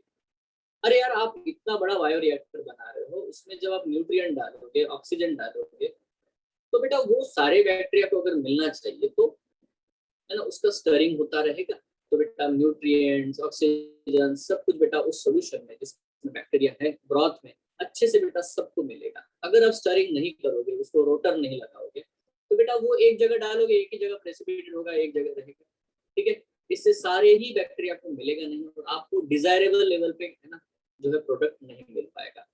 तो स्टर्ड टैंक रिएक्टर्स हम लोग ज्यादा करके यूज करते हैं, दोनों ही, ये भी स्टर्ड टैंक रिएक्टर है, ये भी स्टर्ड टैंक रिएक्टर है, दोनों ही स्टर्ड टैंक रिएक्टर है।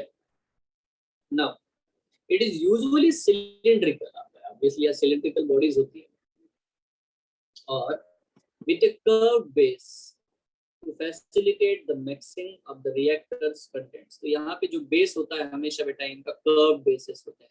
अब इसको स्ट्रेट दिखा है इसने, बट वो होते कर्व है, ठीक है, ताकि वो सही ढंग से मिक्स हो जाए अच्छे से, ठीक है, वहाँ पे स्पेस मिले उसको, रोटर जो होता है उसको चीजों को मिक्स करने के लिए। So it is usually cylindrical or with a curved base to facilitate the mixing of the reactor contents। The stirrer, जो रोड है, ये आपको दिखाई दे रहा है, ये देखो रोटेट हो रहा है, इस तरह से आपको दिखाई देता है। The stirrer facilitates even mixing and oxygen availability। तो आपको ये समझ में आना चाहिए कि न्यूट्रिएंट्स, ऑक्सीजन, इनको इवनली मिक्स किया जा रहा है पूरे सॉल्यूशन में। अगर बैक्टीरिया यहाँ पे है, यहाँ पे है, यहाँ पे कहीं पे भी है, उनको बेटा प्रॉपर अमाउंट में ऑक्सीजन मिलना चाहिए, प्रॉपर न्यूट्रिएंट मिलना चाहिए, इसलिए इसको कॉन्स्टेंटली स्टरिंग करना जरूरी है। Alternatively air can be bubbled through the reactor.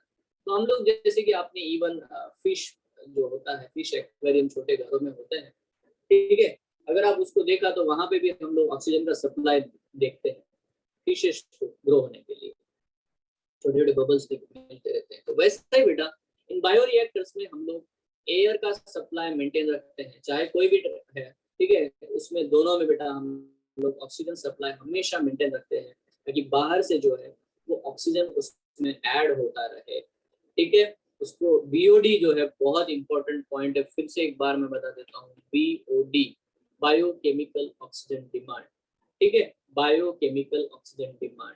तो ये जो चीज होती है ये बहुत जरूरी है, क्योंकि ये एक इंपॉर्टेंट पॉइंट है, डिसॉल्व्ड ऑक्सीजन, डीओ, ठीक है। वाटर बॉडी में जब भी कोई ऑर्गेनिज्म ग्रो होता है, ब्रॉथ, तो बेटा वो ब्रीदिंग करेगा, रेस्पिरेशन करेगा, तो उसको जो ऑक्सीजन मिलेगा वो उसी लिक्विड में जो डिसॉल्व्ड ऑक्सीजन है उसी को लेगा।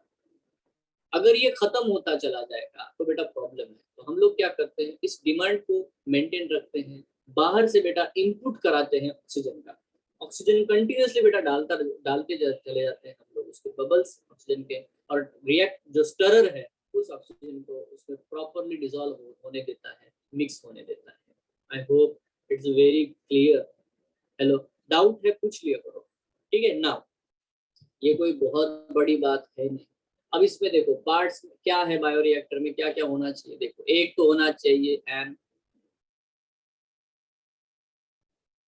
It will have the sensors inside to monitor it. Yes बिल्कुल सेंसर्स होते हैं, 100% सेंसर्स होते हैं, ठीक है। वो तो अभी हम लोगों ने ऑटोमेटिकली करके रखा, तो मैन्युअली किसको पता थोड़ी चलेगा ना, है ना। पीएच चेंज हो गया, पीएच चेंज कैसे हो गया आपको कैसे पता है ना। अगर पीएच चेंज हो गया, ज्यादा एसिडिक हो रहा है तो थोड़ा अल्कलाइन डाल दो, इस तरह से बेटा वो चलते काम करता है। एन एजिटेटर सिस्टम सबसे इंपॉर्टेंट है, क्योंकि वो घूमता रहे गोल गोल गोल गोल चीजों को। दूसरा एन ऑक्सीजन डिलीवरी सिस्टम वहां पे होगा, ऑक्सीजन ऐड होता रहे। एक होता है फोम कंट्रोल सिस्टम, होता क्या है, ये हम लोग अभी रोटेट कर रहे हैं, और इसके अंदर होता है प्रोटीन्स।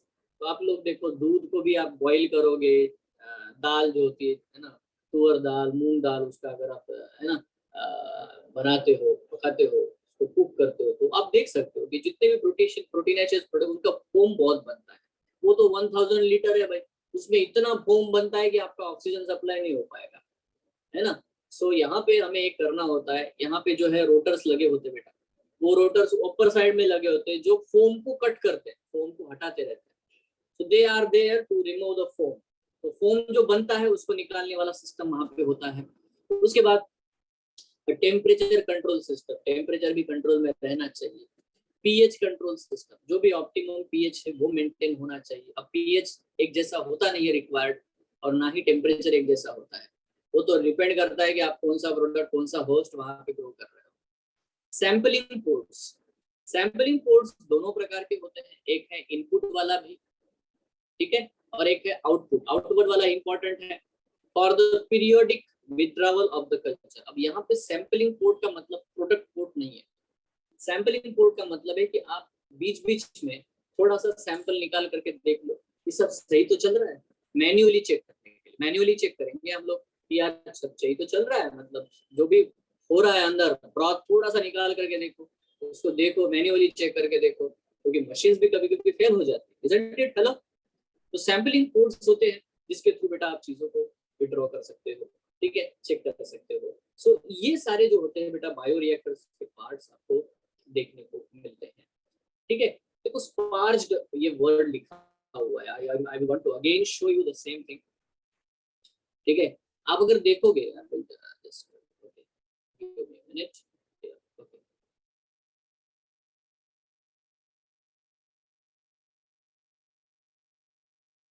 तो if you see this one, अगर आप ये देख पा रहे हो तो इसको बोलते हैं sparged, you know, this is one is the sparge, जो सेकंड वाली डायग्राम है, इसको बोलते हैं sparge stirred tank reactor. Sparge में क्या होता है, अगर आप देख पा रहे हो उसके सरफेस को, गैस एंटर एंट्रेनमेंट। तो उसमें क्या होता है कि नीचे की तरफ एक रॉड लगा हुआ है, एकदम नीचे, वो क्या कर रहा है ना, वो ऑक्सीजन को रिलीज भी कर रहा है और खुद गोल भी गोल गोल घूम रहा है। उसके वजह से क्या है, वो जो ब्रॉथ है, ब्रॉथ जो है वो उसका जो सरफेस होता है, वो सरफेस एकदम प्लेन नहीं रह पाता और वो एकदम बेटा ऐसा वेवी बन जाता है। वेवी बनेगा तो बड़े बड़े ऑक्सीजन बबल्स बनते हैं, ठीक है। और बड़े बड़े ऑक्सीजन बबल्स अगर बन जाते हैं, ठीक है, तो यहाँ पे साइड में दिखा है bubbles dramatically increase the oxygen transfer area, increase surface area for the oxygen transfer, you can see on this, ठीक है। अगर आपके पास एनसीईआरटी है वहां पे भी आप देख सकते हो, increase the surface area for the oxygen transfer. क्योंकि सरफेस एरिया अगर एकदम सीधा रहा तो बेटा ऑक्सीजन जो इनपुट कर रहे हो आप लोग, वो है ना ज्यादा ग्रैब नहीं होगा। बट सरफेस एरिया अगर अनइवन रहा, वेवी रहा, तो बेटा उतना ही बेटा सरफेस एरिया बढ़ा फॉर द, है ना, entrainment of the capturing of the oxygen bubbles, ठीक है। So this way there is a sparging we do. Sparging मतलब नीचे ऐसा रोटर लगा हुआ है जो एकदम बेटा वो जो पूरा सॉल्यूशन है उसमें वेव्स क्रिएट करता रहता है, जिसकी वजह से बड़े बड़े ऑक्सीजन बबल जो है वो ट्रैप होते चले जाते हैं, सो दैट है ना जो बैक्टीरिया को ज्यादा अमाउंट में ऑक्सीजन मिलता है। यही चीज आपको ये वाला जो है ना सिंपल स्टर टैंक बायोरिएक्टर में नहीं देखने को मिलता।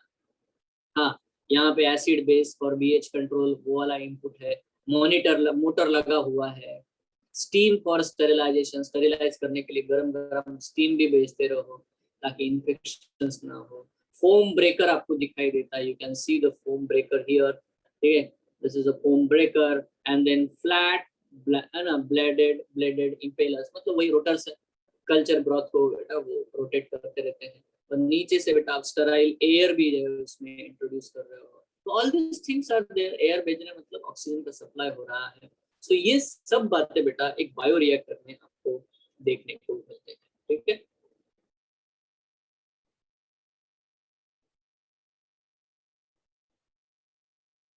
इससे भी इम्पोर्टेंट है डाउनस्ट्रीम प्रोसेसिंग। आपने जो प्रोडक्ट आइसोलेट किया तो क्या वो सही में यूजफुल भी है या नहीं है, क्या आपको चाहिए तो वैसा प्रोडक्ट आए। It is a series of process such as the separation and purification of products after the biosynthetic stage। अगर वो वैसा नहीं है तो उसको मॉडिफाई करो, उसको यूजफुल में कन्वर्ट करो, उसको प्रॉपर बेटा है ना isolation techniques, purification techniques use कर करके उसको एक डिजायरेबल प्रोडक्ट में कन्वर्ट कर दो। ये है डाउनस्ट्रीम प्रोसेस, ठीक है। The product is formulated with the suitable preservatives. अब फॉर्मुलेटेड का मतलब है कि हम ये नहीं कि कोई भी प्रिजर्वेटिव उठा करके डाल देगा, अचार नहीं बना रहे, क्योंकि वो प्रोडक्ट खुद प्रोटीन है और वो प्रोटीन अगर उस प्रिजर्वेटिव के साथ रिएक्ट हो गया या जिस वायल में आप उसको रख रहे हो उसके साथ अगर रिएक्ट हो गया तब भी आपका प्रोडक्ट खराब हो जाता है। आप समझ रहे हो ये, ठीक है।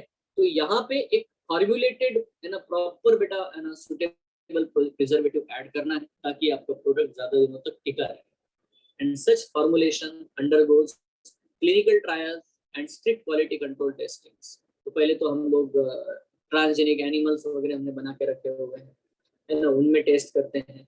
फिर बेटा वॉलंटियर्स लेते हैं ह्यूमन बींग्स को, उनको टेस्ट करते हैं, सबको बेटा उन टेस्ट करते हैं। क्वालिटी कंट्रोल हम लोग डेफिनेटली बेटा बहुत स्ट्रिक्ट चीज है, ये करना पड़ेगा। अदरवाइज क्योंकि क्या होता है, मान लेते हैं आपने 1 लाख सैंपल बेचे और किसी 2 लोग में भी उल्टा रिएक्शन आ गया तो पूरे बेटा आपकी पूरी कंपनी बंद हो जाएगी, काम नहीं कर पाओगे आप, इजंट इट, कर पाओगे, सब लोग आपके पीछे पड़ जाएंगे, ऐसा कैसा, ये तो ट्रीटमेंट सही नहीं है, इससे तो लोग मरते हैं। This way the people start crying, they don't understand कि हो सकता है, बहुत सारे रीजन होते हैं उसके, एक ही रीजन है ऐसा बिल्कुल भी नहीं है। बट यहाँ पे देखो हम लोगों को इन सब चीजों का बहुत बहुत ज्यादा ख्याल रखना पड़ता है, क्योंकि ये जो प्रोसेस होती है सबसे डिफिकल्ट है, ठीक है, कि आप उस प्रोडक्ट को सही मात्रा में सही लेवल पे प्रिजर्व करके उसको सही इंसानों तक पहुंचाओ, ठीक है, जो प्रॉपर उसका यूज कर सके या उसको सहन कर सके, ठीक है। तो इसके लिए बेटा बहुत ज्यादा बहुत समय लगता है, लोग 5-5 10-10 साल मतलब इसमें लगा देते हैं टेस्टिंग करने में, क्योंकि once the product is released उसके बाद बेटा आप पीछे मुड़ के नहीं देख सकते। ना। इसीलिए बेटा कोई भी जो थेरेपेटिक ड्रग्स बनाए जाते हैं, वैक्सीन बनाए जाते हैं, तो एकदम से रिलीज नहीं करते। मतलब ये जो ये क्या बोलते हैं, वर्ल्ड रिकॉर्ड है वैक्सीन कोविड वाला कि इतने जल्दी बेटा उन लोगों ने वैक्सीन को प्रोड्यूस किया, बहुत क्विकली।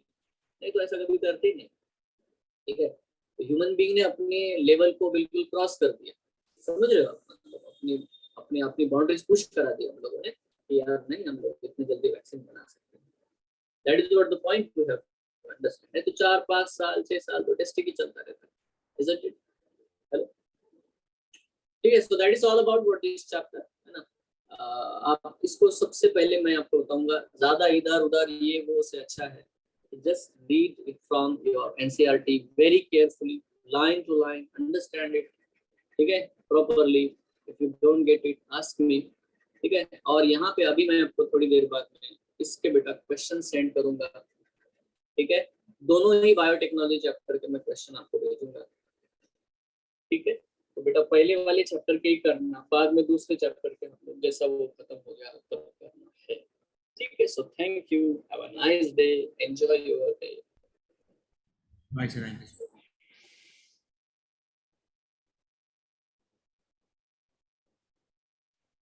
बायोटेक एप्लीकेशन क्या बोल रही है बेटा? एनसीईआरटी पढ़ो, ये सब कुछ लाइन टू लाइन एनसीईआरटी है तारीख, इसमें कुछ भी अलग नहीं है बच्चा।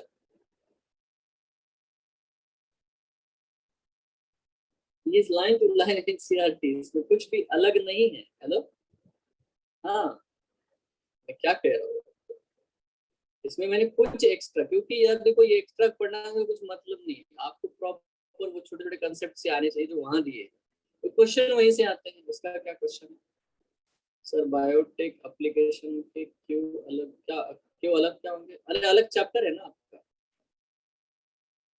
2 चैप्टर है ना, ये तो हो गया। अभी उसके बाद नेक्स्ट क्लास में हम लोग एप्लीकेशन वाला पोर्शन पढ़ेंगे, ठीक है, जिसमें इंसुलिन कैसे बनाते हैं, ऑल ऑल चीजें हैं। So that will study, no issue in that. चलो बाय।